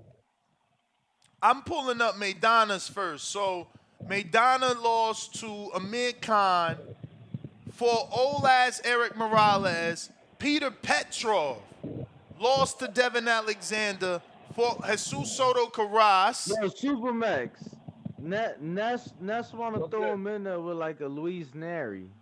He Make fought him come up. Luis Neri. Nah, damn, he too small. I think Victor Ortiz is a very winnable fight, bro. AB got a lot of power. Look at Robert Garcia. Look at what Robert Garcia did with the puncher Marcos Maidana. Jesus Soto Carras, who's a veteran and had 7 losses at the time. Michael Angelo Perez, who had 3 losses at the time. Josecito Lopez, who had 5 losses at the time. Then he went in there with undefeated Broner. Y'all don't know what y'all doing. Y'all don't know what y'all doing. You build them up. What? Victor Ortiz in 2023 ain't a build back fight. Bruh, we can't even hear you, man. Your Bluetooth, I know you ain't using it. You got the windows down. Listen to me. Didn't they make the bag for the Broner versus Maidana fight? So this is what you do. They put a dude who was out with multiple losses in position. Not only did he get the Broner fight. How much lower than Victor Ortiz do you need? Just let us know, because it's like, bro, it's not lower. Talking, but you're not saying it's shit. not lower. It's just you got to be careful. It can't be a puncher. Look at Maidana, who is a puncher. Carras, Perez, Lopez. None of those dudes was punchers, bruh. Rebuild your man. This is rebuild. The fuck? Y'all crazy. Y'all trying to kill him. Why y'all trying to kill him? Give us a name, bro. Like, you trying to kill him. Why? Why are you trying to kill him? You just prolonging the show. You won't give a name. I'm going to callers, man. We going out to... Ladies and gentlemen, I'd like to introduce to you a young fella. And he comes from the Magnolia. Dan, they saying stop the comparison with George Foreman. First of all, he wasn't 50, he was 40, I'm pretty sure. What up, NL? Talk to us. We hear you. What up, bro? I had a counterpoint from yesterday to you, Dad. You got it. Oh, shit. But look, check me out, Ness. Oh, I say fly Broner. I'm screen over. I think I kind of heard y'all saying it. I'm breaking up. Nah, you good. I just realized all I was fucking up. Right. I think I kind of heard y'all talking about the UK earlier. I agree with that. Drop his ass off, put him on a plane, drop him off in the UK, and leave his ass there for a year. And just let him get body after body. Like get a whole graveyard. You know what I'm saying? They might pay for that over there. They might pay for it over there. Think about it. Next he go over there, he fight all the cats that had a name but washed up now. Fight them, beat them, and then keep like Ricky Hatton's son. You don't think he can beat him? Yeah, but they ain't gonna put him in there. Why not? You don't I think mean, you at don't the think rate of opponent Ricky, that you want, that's where the fuck we at. Bro, You said Ricky- Chop Corley, Ricky Hatton right there. Ricky Hatton's son. He said Ricky all that. Hatton's son. He said Ricky Hatton's son. No, that's too tough. That's too tough. He's undefeated. I know that's too tough You for think Ness. that's too No, He need he- to bring Ricky Hatton He out of not. retirement. He got like 5 fights. Y'all want to play games. Y'all trying to troll. All right, whatever, man. You the one playing games. Bring Ricky Hatton out of retirement for Broner. All right. Ricky Hatton, Chop Corley, and then who can we bury up? Whatever, bruv. Whatever, bruv. You gotta dig somebody up. You gotta Yeah, get who we somebody gotta out dig grave. up for Broner? You can't get a live body, bro. Live body. How you It gonna got- give him a it gotta live be body? You somebody gonna give him a from the live grave. body or straight out the gate? Y'all haters, man. My man King Amina All right, Essex in the and building, look, man. And look for his fight right before a big fight. This a fight he still win, but it's gonna be kind. I don't know. It's gonna be kind of iffy. It's gonna be kind of iffy. Put him in there with Hammer and Hank. Hank gonna sell the fight. Hammer gonna sell the fight. And bro still win that. And no, I'm gonna go to somebody Where Hammer else, ain't man, fighting because that right now. you've been on the road too long, and you breaking up, and you bringing up fights that was already announced. You forgetting Hank Lundy got a fight with Tito Mercado. That's why the fight with Broner got pulled. Like, we gotta let that shit happen. Y'all gotta take a little break when y'all on them trucks, man. Like, you can't let your brain go crazy and fried up. What up? I mean, I know you've been hearing all the B to the S. How you feeling about everything you've heard, and if you got any new thoughts? You know, I got a fighter, but I think it's too risky, you know, but this is a fighter Nest. This is home team. I'm talking about Michael 147 Slick Anderson out of Newark, New Jersey, welterweight. He's actually fighting, I think, at the end of this month in North Carolina. He's a guy I never heard of him. What's his name? Michael Anderson. He's been on PBC cards out of with Vito Malanicki's camp. He's been around, and he is a guy that's active. You know, Well, that's bad right there. We need someone just as inactive as Broner. Yeah, I mean, so Ness need a chop level type of opponent or worse. So we had chop. We gonna bring Ricky back from retirement, and we trying to bury somebody So now you else don't in like. the grave. So now you don't like the Or Ricky dig Burns somebody fight. Now you don't like the Ricky Burns fight. Somebody that's kind of. I mean, what we want to give him a Amir Khan talking about coming back? Or we want to dig up Too Amir dangerous, Khan? way too dangerous for Ness. Way I too mean, dangerous. Amir Khan does let his hands go. Y'all don't understand. We got to build this confidence, man. My man had 1 win in the last 4 years. What's wrong with y'all? You guys are animals. Filthy animals. And look, Bro, you either belong or you don't. But look, that Amir Khan takes us back to Eddie Hearn, to the UK. All Where right. there's an audience. I'm about to pull up. personality. I know who I'm pulling up because y'all don't understand what a comeback looks like, man. I'm about to pull up Sergio Martinez and show you what the fuck a comeback looks like. What is wrong with y'all, and why don't y'all understand what comebacks look like? Like, what's up, man? What's up, really? I think one thing though, Broner. Yo, I mean, I'm gonna let you talk. Just don't waste too much of your breath, cause I promise you, he won't give you a name. That Ricky Burns name didn't even come out his mouth. I know that was Ron Boy Fresh, and it was a good one. Right. He has yet to give a name. He just want everybody What else. you to mean? give I'm names. pretty sure I gave hella names already. My main one was Robbie Davis Jr. signed with Matchroom, 1 fight deal in the UK. That's my main name. I've been said that. But look, Sergio Martinez's comeback has been Jose Miguel Fandino. Let me make sure I'm screen sharing this. I am. And for the people, he is also mentioning a guy that is 14 years older than Broner. I just want to throw that out there for perspective. Brother, I don't care. What you want perspective? Martinez is ranked number 2 in the WBC, 160.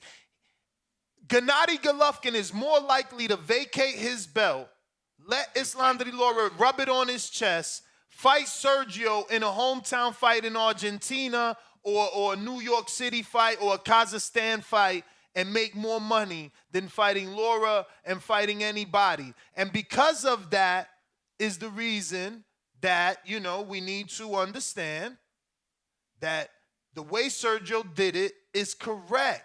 Look, fight at the sanctioning bodies convention, because that's the way Sergio did it. He fought at the sanctioning bodies convention. I'm screen sharing his resume. I'm screen sharing his resume. So Broner, next fall, BC does it in like November. The BO does it in like October, you know, and that's how you do it. I mean, he fought in his hometown of España, Jose Miguel Fandino.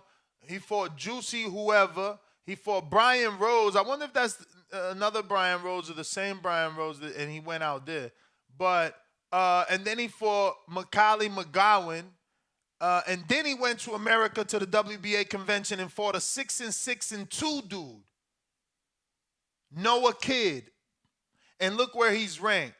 So yes, you see, look, people still saying Maurice Hooker. Do you see a fucking Maurice Hooker level name there? And he's ranked number 2 in the WBA. Y'all don't know how to make money, man. I'm tired of trying to save y'all. It is what it is. Y'all never gonna get it, and that's okay. It ain't meant for everybody to get. So Ron Boy are we Fresh. having tune-ups? Because you said you don't make money on the tune-ups. Now you saying that we making money. So which one is it? You don't think Sergio Martinez is in position to make money? But we talking about Broner. No, and we talking about Broner and Martinez is the same person because you got to follow the same path. Martinez took that tune-up money, so you really think that Broner gonna do that for all them fights and then hope that he again? You got to show him the pattern. You got to show him the path. You show him the money like Mark McGuire. Was it Jerry Maguire? Let me get the Ron Boy Fresh with a counterpunch. What up?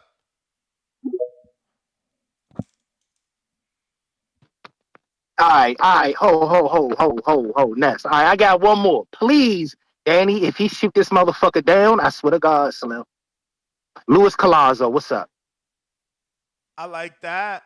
I mean, we all know Luis. He's dangerous, though. I'm done. Come on, bro. Come on, man. Yo, Luis. This is getting out of hand. This out of hand now. Hey, yo, Ron. Ron, be honest. Did you or did you not expect? Did you or did you not expect Luis Ortiz to beat Amir Khan? I mean, not Luis Ortiz, Luis Collazo. Did you or did you not? You ain't expect that? No, I'm a huge. I always been a Amir Khan fan. I like Amir Khan. Oh wow. Yeah, I'm a huge Amir Khan fan. I'm one of the few Amir Khan fans who thought that if you wanted Floyd to ever be tested, I like Collazo. I like Collazo. Okay, cool. I gave y'all 2 good fights right there. 2 good fights.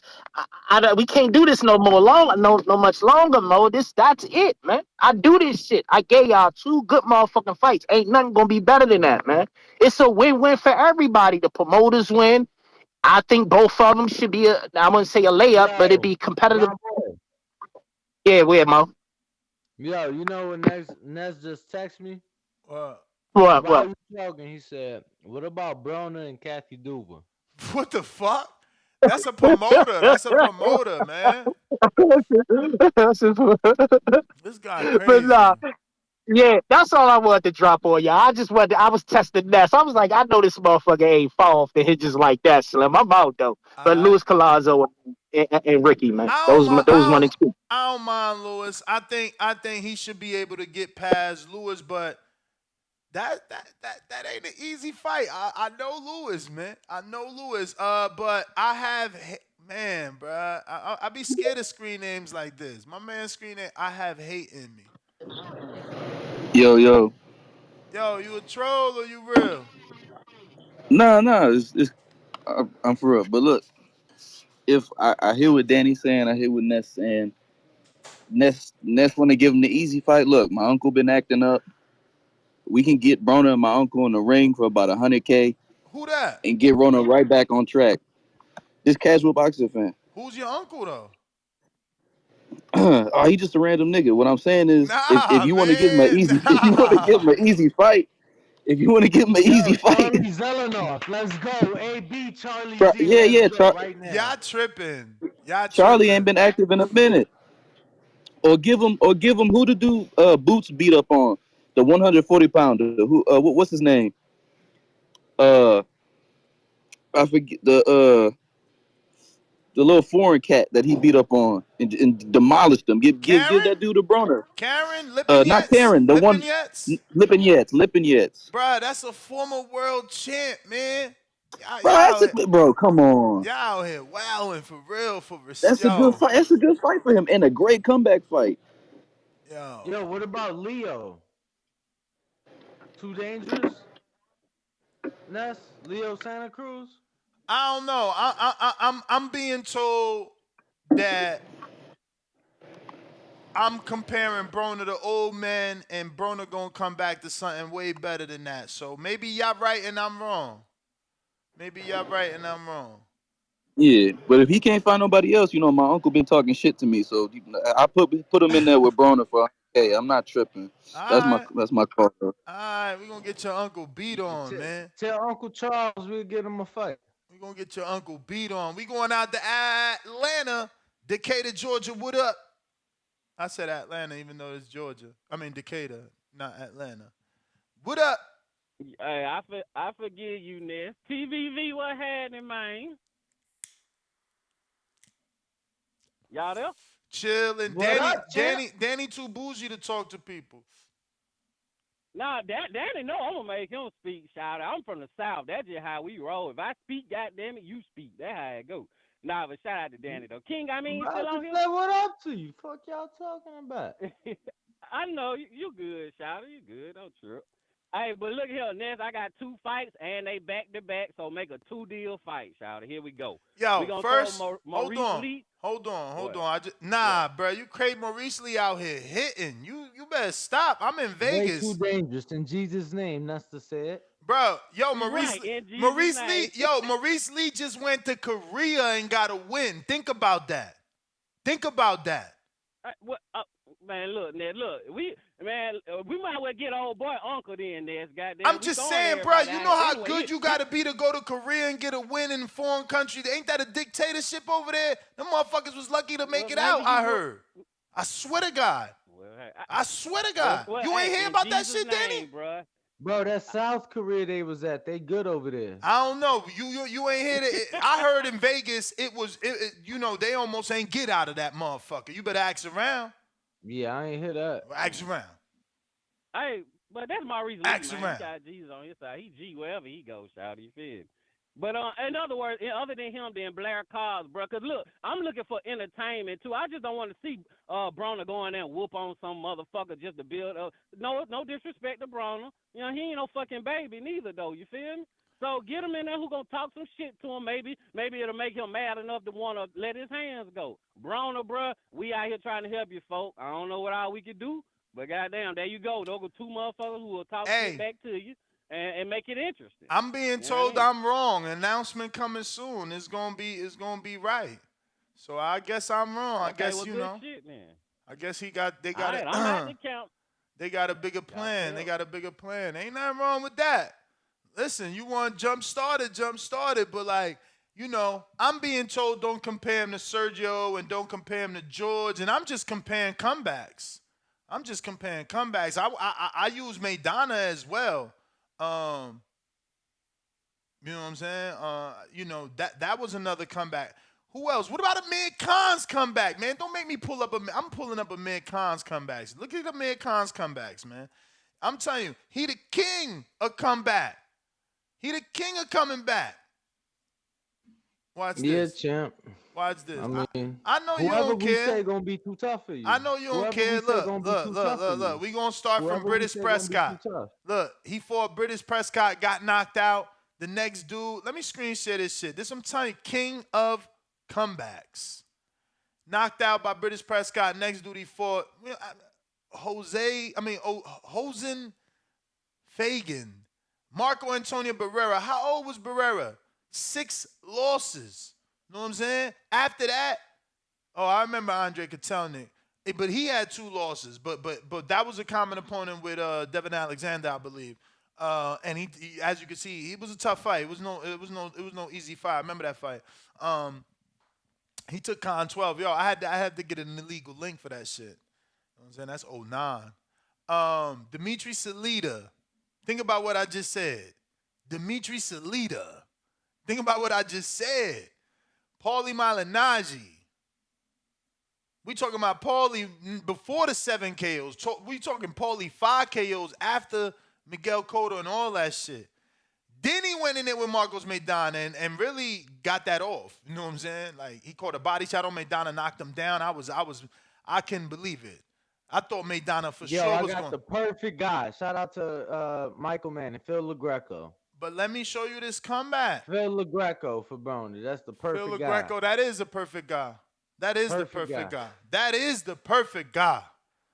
Who gave you that? Michael Manning said that. All right. That is the perfect guy. That is the perfect guy. He's a promoter too. You know, he got a fan base in Niagara Falls out there and in Canada. I like that. But that was a pretty serious comeback for him because as you can see, he did take on Andrei Kotelnik and he took on Malignaggi plus Maidana in that comeback, not before losing. And don't forget, he even fought Paul McCloskey, not to be confused with Paul McCloskey, the singer, and Zab Judah. Then lost Rod Sauka. Then he lost. Nah, I seen that already. That's not it. But because I already been told, sources close to the camp said we about to be shocked. He doing something nice. So we'll see. I'm just trying to live up to your standards, brother. I mean, look. It is what it is. It is what it is. So after Lamont Peterson, he tried to take Danny Garcia as a tune-up. Because Danny was a 7-1 underdog. And he got smoked his boots. You know what I'm saying? That was that left hook. Good night. Then he went in there with Carlos Molina, brought him up from 35. Julio Diaz, who was old as dirt, 7 losses at the time. But even though I watched that fight, he dropped him, yo. He dropped Khan in that fight. Then he went in with a Collazo, and I picked against him, and Collazo fought the whole fight with his hands down, bro. I swear to God, that shit was sad. David Maldonado, New York City, what up? Yo, that's the Gibbs, Ringwalk Danny. That's my boy over there, my boy from Essex. Yo, you on a Bluetooth or something? Yeah. Come on, Chan. Come on, Chan. Get off that. Like, y'all got to think about it like this. You can listen on your Bluetooth, and you can even talk on your Bluetooth. It's a good one. But if it's not, right, like, you only calling in for 1 minute, 3 minutes. You might get lucky and your call so dope. We gave you 5 minutes. I mean, wouldn't you want to be heard crystal clear on your one moment to shine? Get your shit together, man. All of you callers, get your shit together. Yeah, we hear you now because you ain't using that shit too. You ain't got no Kenichi Bears. You ain't got no Hibernation Files. You got some corner store bodega New York City bullshit. Oh man, I got him off the Piragua, man. Yo, what's going on, man? How's Florida treating you, bro? I fucking love it out here, bro. Honestly, I fucking love it out here, bro. I fucking hate Vegas. I'm being out here lets me know I fucking hate Vegas. I only miss Vegas because you in the know. You know what's going on. You see who's sparring who's doing what, who's not doing what. But like this shit is way better for my life and my life, man. My life and my life. Yo, I gotta jump on the show with you one day. Me and I did something on Instagram Live. We was chopping up for an hour, but I see you talking about Broner today, right? I mean, we was allegedly talking this weekend's fights as well, but nobody don't want to make no predictions. They don't even want to talk about Broner. He hotter than everything smoking. Who fight this weekend? Mark Magsayo versus Brandon Figueroa. Lewis Ritson versus O'Hara Davies. You got, obviously Thomas Patrick Ward is back in action. You got a couple people. Yeah, I gotta talk about Adrien Broner, man. What do you think about Mario Barrios? Jared Hurd is back. Jared Hurd should be. They should line him up for Danny. Bro, did you just say Mario Barrios? That'd be too dangerous, right? Bro, you trying to why y'all trying to get him smoked? Barrios just got a knockout. But Ness, and I'm gonna go ahead. Bro, he got a knockout over someone Broner couldn't knock out. Like y'all tripping, man. That's a triangle. That's a triangle theory. Ness. I don't go by triangle theory. I don't think Mario Barrios to knock Broner out. I think he'll beat Broner, but he ain't knocking him out. But Ness, you Gotta gotta be respect durable, that man. Broner's not in the position that you want him to be in. You He's not put yourself in position. You put yourself. Look at Martinez. Sergio Martinez put himself in position. He got a name. We talking about him for fucking 2-3 hours right now. His name bigger than everybody y'all trying to put him in with. But he's too big for the soft touch. You crazy. George Foreman. Man, George Foreman fought in Zaire versus Ali, and he had that. He got a soft touch. Y'all tripping. Fucking Oscar De La Hoya fought Stevie Forbes on HBO. Man, y'all tripping, man. Y'all tripping. But whatever. Hey, whatever. He's Adrien Who you want for Broner then? Matter of fact, we got 3 hardcores right now. I bet you none of y'all can say the answer to this question. Who did Vasyl Lomachenko fight in his second fight on HBO? No Google. Look at Danny reaching to the keyboard. Too late, you lose. You lying. Bro, I unmuted myself, motherfucker. You said his second fight on HBO? Yeah. Orlando Salido, bro. It wasn't Salido. Nah, the second one, that was Gary Russell. I don't even think it was Gary Russell. No, Danny. I think Gary was the third fight, if I'm not correct. No, he said it Richard the Hall? second on HBO though. Oh yeah. Gary Russell was on Showtime. Orlando was on HBO. I think it was Orlando, bro. Nah, man, it was the dude. It was the dude he had to fight to get ranked, man. Okay, so what does that got to do with Broner? What do you mean? Who you want Broner The to first fight was for the ranking. The second fight All right, was well, Orlando. that one was the first fucking fight. The first one. Who is he? What's his name? I mean, you didn't even know what fight it was, so you didn't. Bro, even know I didn't know his the name. position. The point is, it's that one fight to get you ranked versus a dude that can't fucking beat you.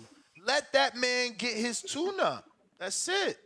I've showed you greater names than Broner that got in tune-ups. Y'all just hating on the process. Yo, put Broner with my Puerto Rican brothers. Bro, you named guys that was 15, 20 years older than Broner. Legends. Motherfucker, they first ballot Hall of Famers. You not greater than first ballot Hall of Famers. Bro, but it's a difference. I'm going to move differently when I'm 48 versus when I'm 33, All right, man. 34. I'm going to move differently. I'm not going to listen to the blueprint, the green print, the motherfucking legend print. I'm going to do my thing. Cool, do your thing. Yo, let me ask you something. What you think about Subriel Matisse? Everybody's talking about somebody trying to call him the next Tito. I doubt it. He ain't no Tito Trinidad. He's good. He's strong. He's aggressive though, but he ain't no Trinidad. He get hit too much. I don't know, but you the Puerto Rican. Don't support him. You the Puerto Rican. You supposed to tell us about him. Well, he came out of nowhere to me, and you know, right now That's sad. I'm still traumatized. That's sad. That's sad. I feel like I'm gonna tell you why. I feel like a chick that been through some bad relationships. We was hyped up for Felix Verdejo, he let us down. We was hyped up for Thomas Delorme, he let us down. We was hyped up for Edgar Berlanga, he let us down. Bro, cry me a fucking river, yo. It's life. You get the fuck over it. You either gonna support the next one or you not. I'm supporting him, but I'm not sold on him yet until I see him beat Regis, somebody like that. If he beat Regis, then yeah. If not, I'm not going by this. Cause he might remember. That's why he ain't gonna be the next Tito, because you know Puerto Ricans these days is all conditional. Nah, man, he ain't no Tito, bro. You can look at Tito and know he was special. When you look at Cotto, you know he's special. It's all conditional. It's all conditional. Nah, bro. David, let me get to some other callers, champ. I'm gonna mix this up, man. See what we got. We got a couple super chats. We got to the Axiom, right? He said best fight for Broner is Villiers. We got that. Then he said Sandor. We got that third super chat. Let me go ahead and ring the alarm. I appreciate the love. I'm saying we couldn't do it without you guys. The number to call in, 1-425-569-5241. Press 1. One time to voice your opinion right here on the Voice of the People hotline. We got Discord going. We also have Twitter Spaces going. And we also have our landline. So hit us up. Right now, I wanted to ring the alarm. A little bit low. I'm going to turn that up. Just to turn me up in the headphones. What up? What up? Hit me up. All right. All right. Shout out to the Axiom, third super chat in a row. He says, AB versus Pedraza is a tune-up or still a dangerous fight? Question mark. Or make someone from 135 like Francisco Vargas, Ray Beltran, Mickey Bay, Fernando. Perfect. Fernando Maldonado Jr. Fidel. That's perfect. He fought Mikey Perez and I think even maybe Omar Figueroa. He's a tough vet. I like that. Even though that sells out the T-Mobile. Even though I think Ray Beltran and Francisco Vargas are also beatable and better names, that's the green print. You know, you would have put him in there maybe in Texas with Francisco Vargas, make him move up. I like that. Modern King Boxing says, she cooking you, champ. Laughing my ass off. And he must be talking about Serafina when we was going back and forth. We got El Sucio. What up? $10 super chat. Buenos dias, TBV. What up, my friend? Supermex. He says, dig up Brandon Rios, then punch drunk and all. Okay. I think Rios has got like I don't know. He's definitely retired with a business. Okay, look at that. Javier Capetillo, the trainer out of L.A., says, $5 super chat, Miguel Vasquez, which is the puppet, El Títere, he will fight any weight from 140 to 147. And you're right, he fought Canelo, he fought Timothy Bradley, he fought Kareem Mayfield. I mean, he fought dudes in the UK. I'm pretty sure he fought Lewis Ritson. I'm pretty sure. Like, I'm about to Google it just to make sure now. My man is still out here fighting. That is a good name. He's definitely giving Broner 12. Like, I don't even know anybody's knocked this dude out. Okay, 3 people have knocked him out. And they probably all have come in the later half of his career. Gary Cully just got him out of there. It looks like, Tulani Mbemge got him out of there. Shout out Tulani and Josh Teller. But that's all in the back half. This is all 2017. Like, this dude's been fighting, bro. He's been pro since 2006. You feel me? Look, his debut was against Saul Canelo Alvarez. You know what I'm saying? Like, that's crazy right there. You good, Danny? So as you can see, he debuted with Saul, and then keep looking as he's gonna eventually fight Timothy Bradley somewhere in here. Somehow, somewhere, this dude, pops in there with Tim, and it's like, whoa, look. His next loss after all those wins is Tim. Even though obviously, granted, he didn't jump in there with nobody crazy after fighting Saul, as you can see, but he got a couple undefeated fighters in his resume, and then he gets in there with undefeated Timothy Bradley at 20-0. Timothy obviously beats him, but he takes him the decision. So, Puppet is a very, very, very, very, very tough dude, even at this age. Oh shit! Look who's back. The king is back. Yeah, Jay-Z inspired. What up, champ? Yo, do you understand though? With the name, like you said, we've been talking about Broner for so long. If he fights any of those fights and they don't sell well, I don't want to put him in a position to where it's not a good selling fight. Now, I think him and Vargas, Francisco Vargas in Texas, that should do okay. Maybe even Atlanta, that would do okay because Broner would sell. He's got the Mexican, that's the green print. I don't know. I think that's not bad. Because I want him to win. I want him to win. And for me, winning is being active, and being able to sell out crowds for the most part. Now, whether he wins as far as the competition, that's the part of, we look at somebody like Anthony Joshua.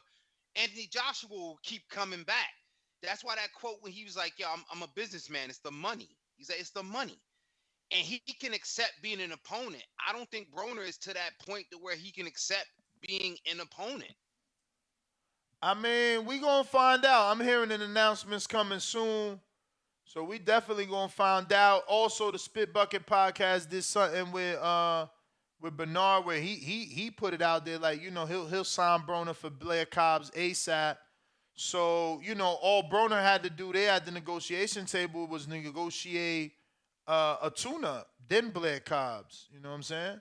Brad Solomon or some shit. I don't know. What about Hooker?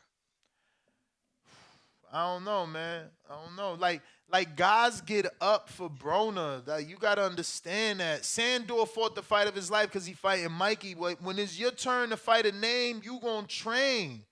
That's why Michael Williams Jr. got knocked out, because he was trying to train his ass off. Or got his jaw broke, whatever. Somebody threw me not Amir, somebody threw me Jeremy Hill. But look, Jeremy already got a fight this year. But he is 35. Move his ass up 2 divisions. He from New Orleans, shawty. What you think about Jeremy Hill? He took a loss to Raymond Murataya.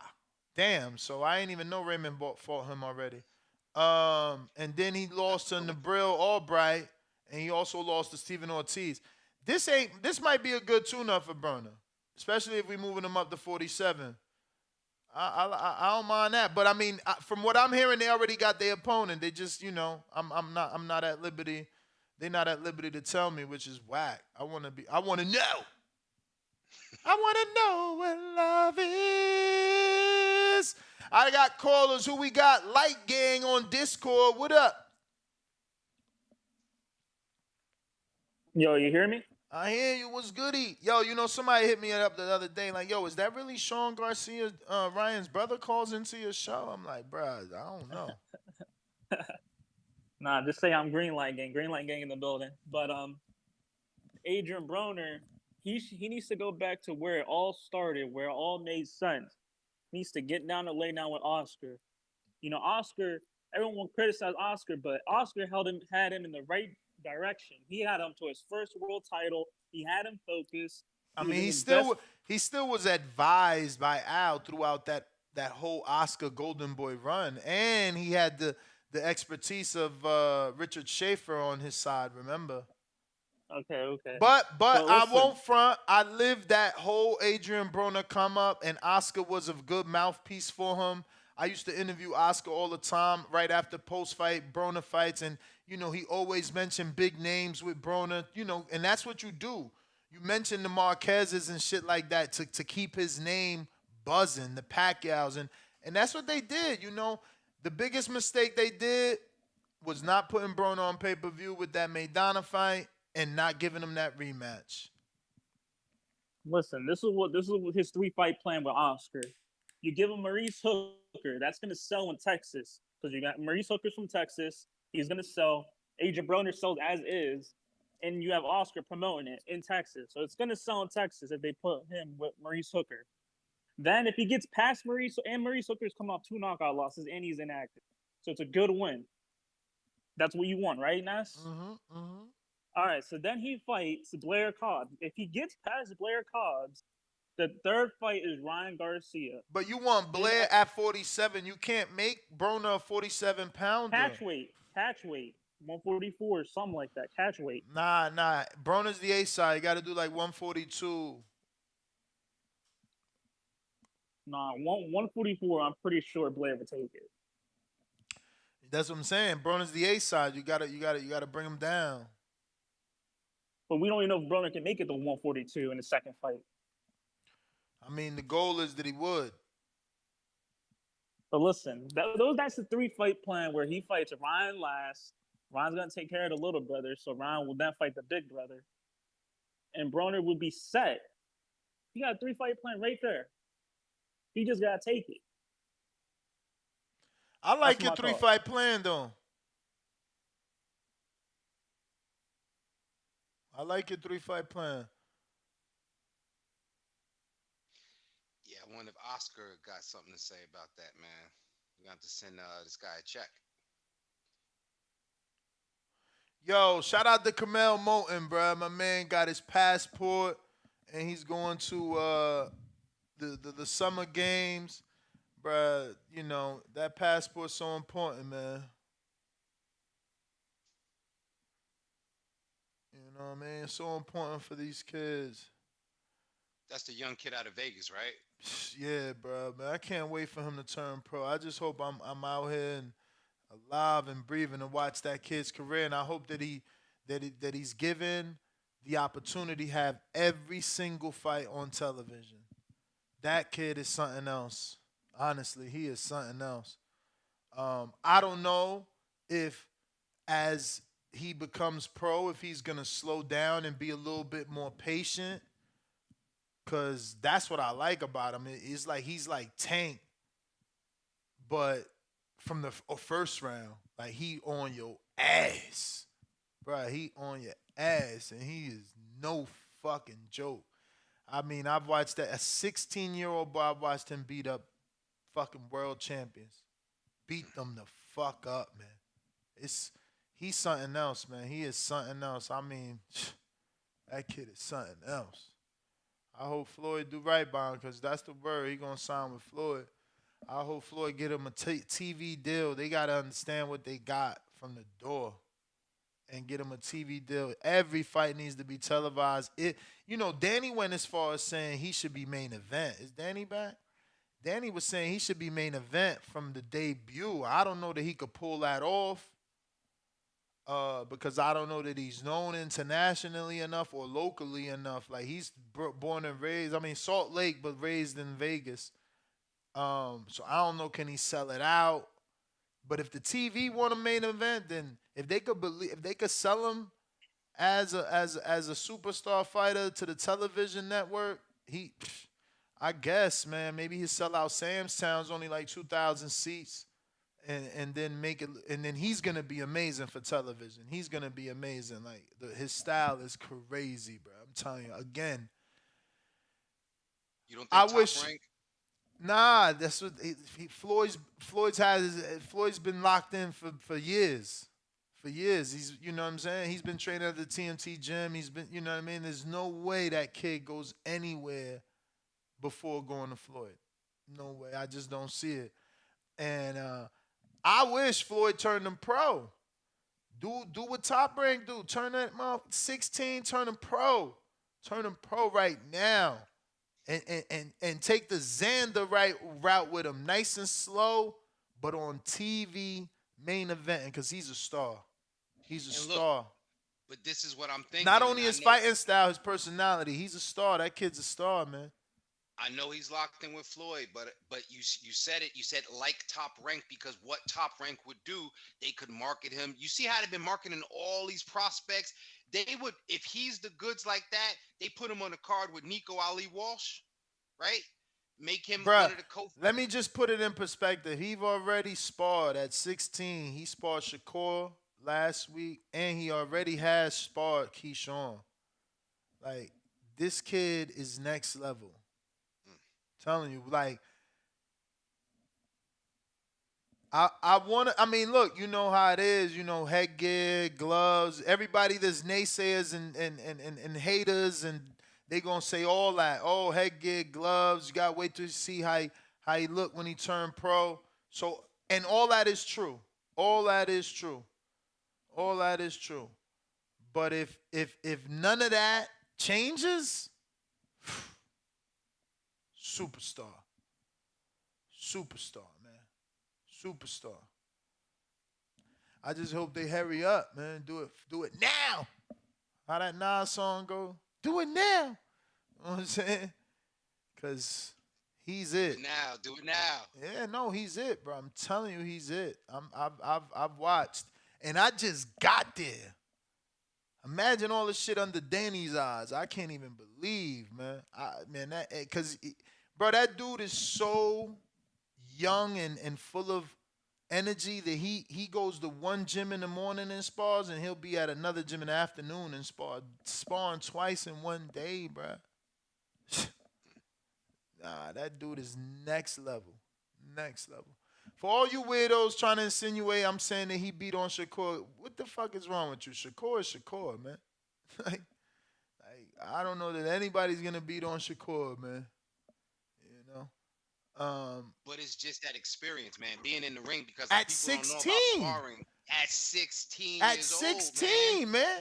At 16, you in the ring with Shakur? Man, you kidding me? Like, 16. That's world class experience you got right there, man. C Dub, what up?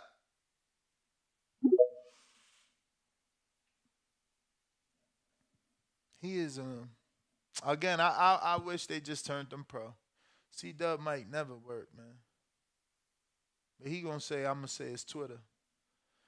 Hang up and call back in, C Dub, because we cannot hear you. But we going out to Florida. It's my boy Rocky. What up, Rocky in the 954? What up, what up, what up, fellas? What's good with you? Yo, listen, I wanted to touch on that Broner. I'm probably gonna get killed for this though. Y'all gonna kill me. But at 140, we know Broner is not gonna be the best, right? I mean, it's a tough division. You got a lot of guys moving up, you know. So what's the point of a comeback? For me, Wait. AB So too you saying he can't be world champ again at 40? No way. I don't think so. I don't see that. I mean, So you don't think if you give him a good amount of tune-ups, he can't beat Alberto Puello? I mean, I don't know. We haven't seen AB in a while, but it's gonna be rough for him. And even if he does, it might lead to another payday. But eventually, we know what's gonna happen. He can't beat Regis Prograis after a couple tune-ups. He can't beat Prograis? Hell no, no way. That'd be the fight to see. Hang on, let me finish my wacky idea though. All right. Go with Jake Paul and start beating up on retired MMA fighters. AB is entertaining. Nah, he wants a world title, bro. Like, this is a legit comeback for him. Well, it's his last hurrah, man. But you know, AB versus Nate Diaz or some of those guys, that shit would sell. It'd be fun. AB would be funny. He'll sell the hell out of it.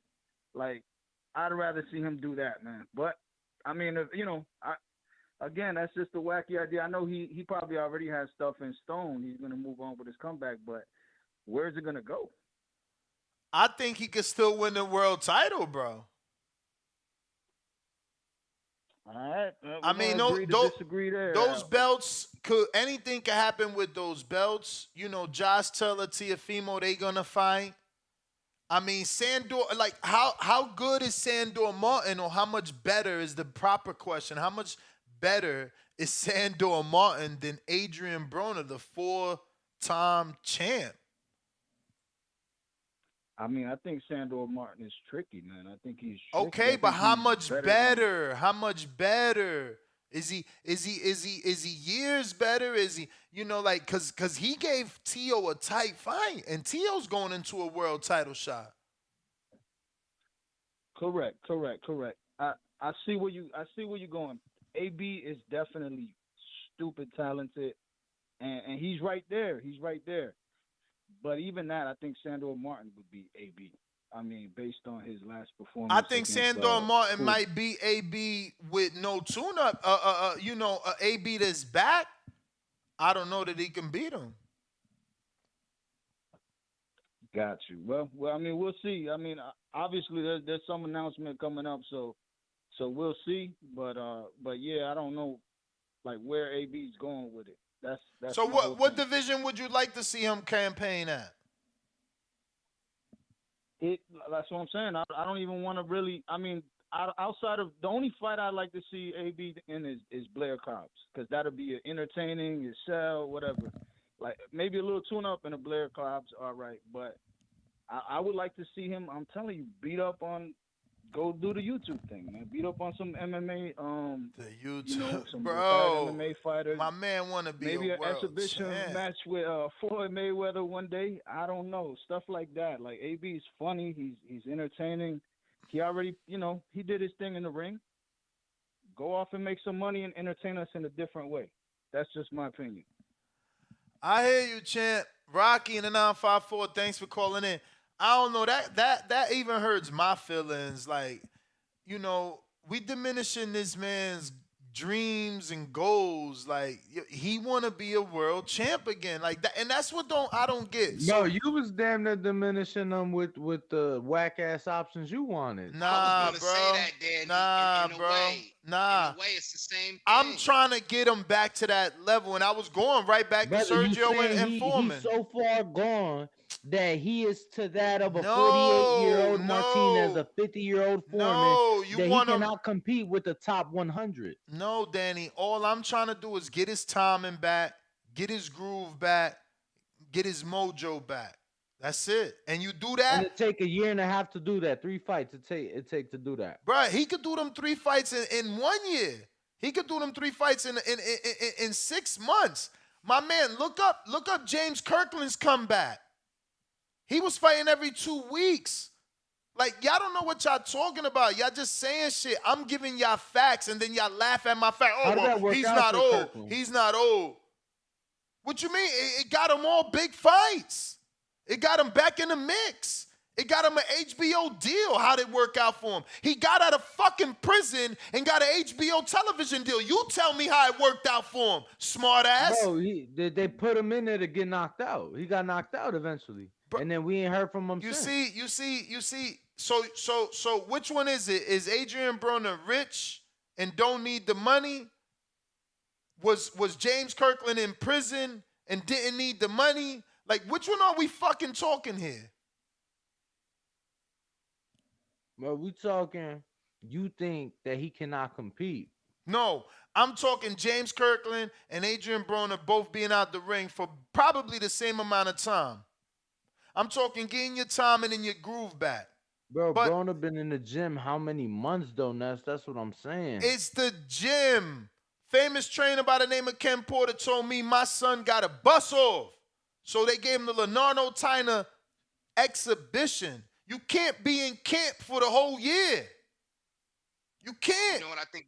You know what I think is happening? Though the same thing that hurts Broner helps him. It's like we said, before Danny got on, you want him in a big enough fight that's gonna sell, that's gonna keep the momentum, that's gonna keep the Adrien Broner show in a positive way going. But I see Danny's point, and not quite what Rock was saying, but when you start to go that low for opposition, it almost looked like we're not honoring a guy with that name and that sort of Bruh, a comeback is a comeback. That's what it is, man. Like, that's what I just showed you. Amir Khan, he fought Paul McCloskey. Like, I don't get it, but it is what it is. I don't care no more. They got an announcement coming. We'll find out, and the wait will be over. James Benitez, $2 super chat says, Broner versus Love is the fight. Make it happen. And then he comes back and says, Josue Vargas versus AB. That is a good fight. Josue Vargas versus AB at 47, 147. I like that fight. In New York. I love it. I like that fight. That might have been the best name outside of Ricky Burns, if not better than Ricky Burns, because Ricky Burns, and he got old blood, so maybe that Ricky Burns fight still is the better fight, but I like that Josue Vargas fight. That's all right. Make him come on up. C-Dub, Two-Row Tide. Yo, how the audio? Chilling. That's what's up, man. It's Twitter, man. It be Twitter, Ness. It's not the mic, man. It's Twitter, man. But shit, we good. Shout out to the panel. Shout out TBV. Ness, Danny, King. Bo held it down in the absence. Shout out to the back hall. Too many to name. Hold on, C-Dub. Look at this dude, Drew Lacow. Why are you rooting for AB so much anyways? See, we getting away from what this is a blue-collar sport. This is a sport of forgiveness. Right. This is where people go when they have no more hopes. When they have to use their bare fucking hands to fight their way back to the top, to put themselves into position. Like how you get up. Like when you get knocked down, how you get up. They don't know how to get up. I don't understand it, Drew. This is what this sport is about, rooting for the underdog. Why do you think Rocky is iconic Lord have mercy. Go ahead, C-Dub. It's all good, man. Some people don't understand, man. You know, when you fall, you just learn how to get up. That's all falling is about. Dust Just getting up. yourself off and try You it know, again. some people don't. Some people not gonna get that, man. But smash that like button. It's free. Do something with yourself. AB, man. You know, I know what he need to do, but you know, let's go over the options real quick. Eddie Hearn. Eddie has put out a statement. I know you probably saw it. It was posted on your link here on Twitter that he's not interested. Nah. You read that wrong. He said Broner, and the quote is right here. Don't go too far. Hold on. Give me 1 second. He says, I don't know. There was a time when I was desperate to sign Adrien Broner. I thought he was amazing. When I saw Adrien Broner defeat Gavin Reese for the WBC Light World title in Atlantic City 10 years ago, he was one of the best fighters I'd ever seen. I've had 3 or 4 messages last week to get me to work with Adrien Broner. He has value. He's still a good fighter, but I just feel there's a price and there's a value, and it's probably not the one that Adrien would agree with. I think he would struggle to accept that. You understand? So he's not saying he's not interested. He's saying he don't think Broner would be interested in the offer and the value that he considers Broner at this moment. Exactly, man. Eddie with the golden mouthpiece. He know how to say it, unlike Bob. Like Bob would just come out and say, "No, we don't want it." But Eddie's gonna butter it up, say all of that what he just said. So I'm going to give you a low ball offer. So just get ready for it. So he already prepping you and telling you that the value in the profile has went down. But I'm going to offer him a low ball offer. But it has. This generation, this version of Broner isn't the Broner that fought Marcos Maidana. Right. So what you need to do, I don't think Top Rank. Just like this version of Sergio Martinez ain't the Sergio Martinez that knocked out Paul Williams. We need to understand that, and we need to understand that that's not a disrespectful statement. AB got to understand that. That's what AB. You know, in athlete. I know you don't watch other sports, but in other sports, this is common. Like the stars, like Allen Iverson, when he went to another team, and they say you got to come off the bench. You got to be able to accept that role when you diminish it a little bit. You got to be accept that lesser role. Some people not ready to accept that. So Top Rank, I don't think they want the headache. They got prospects, and that's why I said do a 1-fight deal. If he go beat up Robbie Davis Jr., show Top Rank he's back, no mistakes, clean Broner, no crazy press conference, no missing weight. Then they might offer him something at 140. You kidding me? They got a plethora of things over there. Right, prospect heaven over there, man. If he stay on the right path, right on the straight and narrow, it's very hard for AB though. You know what you get with AB. He gonna have a little bumps and bruises. It's a little dirty. The water a little dirty over there. All right. So what you need to do? Family always fight, man, and they get back. Go on a press tour. An apology tour. Oh my God! No, you're not about to say go to PBC. In the PBC. You saw the poll. 25% say he need to take his ass back to where. So what fights you got for him at PBC? What fights you got for him? What sort of activity? Go on the apology tour. But what sort of give us the activity and the fights you got for him? Let me hear it. After you tell everybody that Al Haymon had to put you on an allowance to save yourself, to protect you from yourself. Then you might get Mike Williams in Jesus' name. Tell Mike Williams whatever he got going on. Who's Mike Williams? Mike, the guy that in Jesus' name. You mean Maurice Lee? Yeah, Maurice Lee. Yeah, him.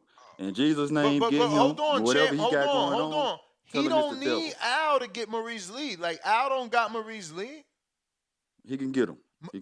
But that's what I'm saying. He don't need Al to do that. He could sign a Matchroom and get Maurice Lee. Yeah, he just need to be with PBC because they the one. That's the family that he was with that know about his history and that's willing to deal with it, man. They're gonna put him on the allowance like they did before to say, to protect you from yourself, man. Yo, part of recovery is to express yourself, and that's what he's doing. That's right. So then when he get that in Jesus' name, tell him it's the devil, whatever you got to do. get that Maurice Lee, and then after you beat Maurice Lee, get one of the Bud opponents, Amnesia. You know what I'm saying? Something like that, or get Bladder. Why you hating on Ebenezer, man? You may, hey, because I understand what you're doing. Unlike other people in this, I understand that you got to do the comeback trail. So you can need about 3 or 2 fights that you could win. Hell Guaranteed yeah. win. Hell yeah. Guaranteed win. So people don't understand that because they still live in fantasy world where they think boxers are warriors that's fighting the best and the toughest fights. You know, no. Sometimes you got to give them comeback trail fights. Sometimes you got to rebuild and give them some guaranteed wins to put them in position for the How many Caribbean or the though? big bag.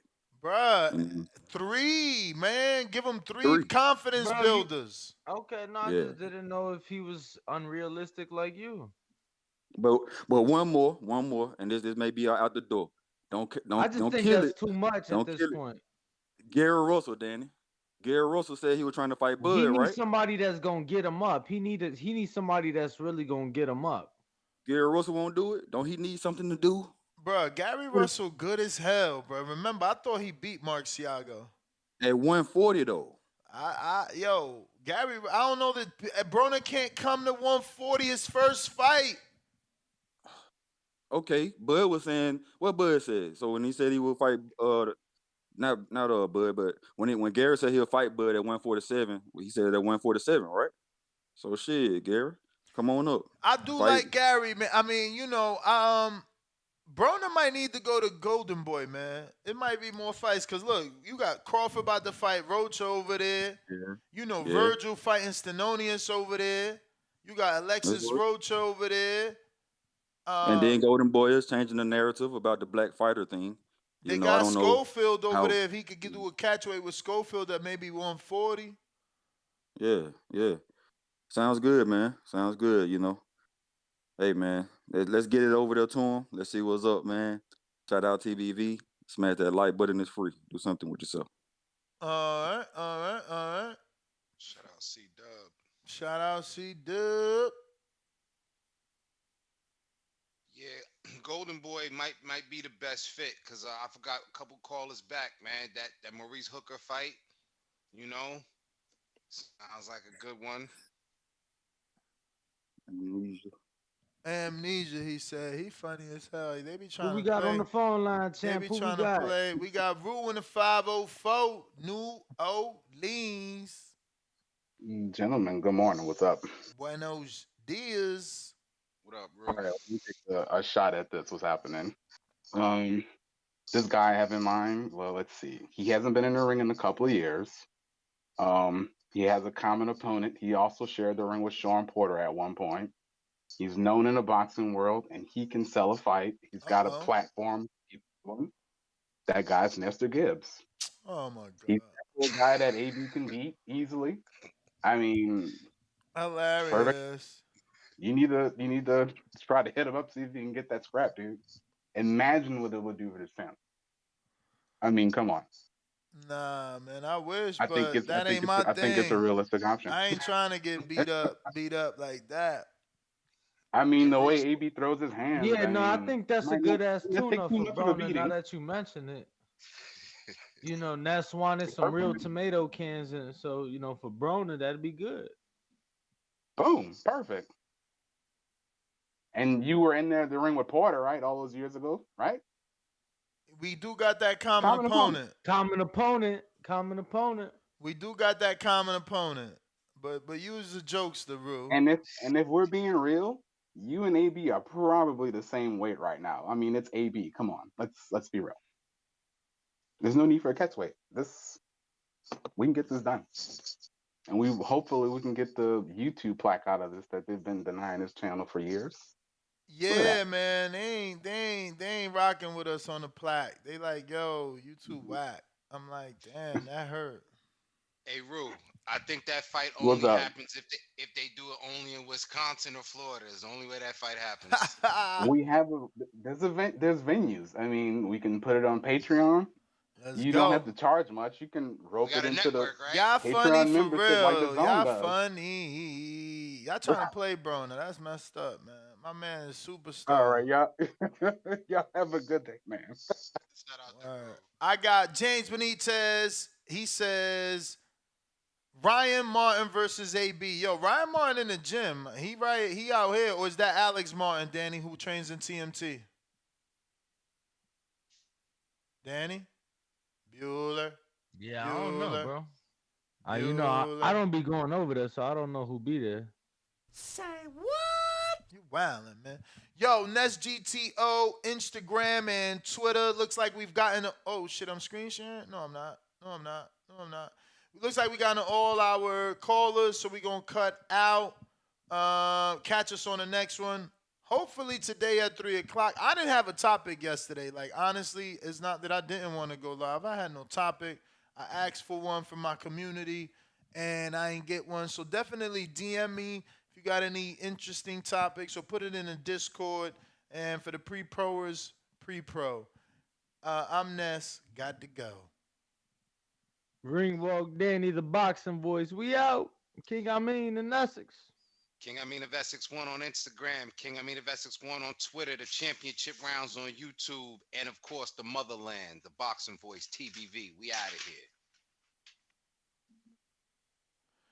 here. Peace.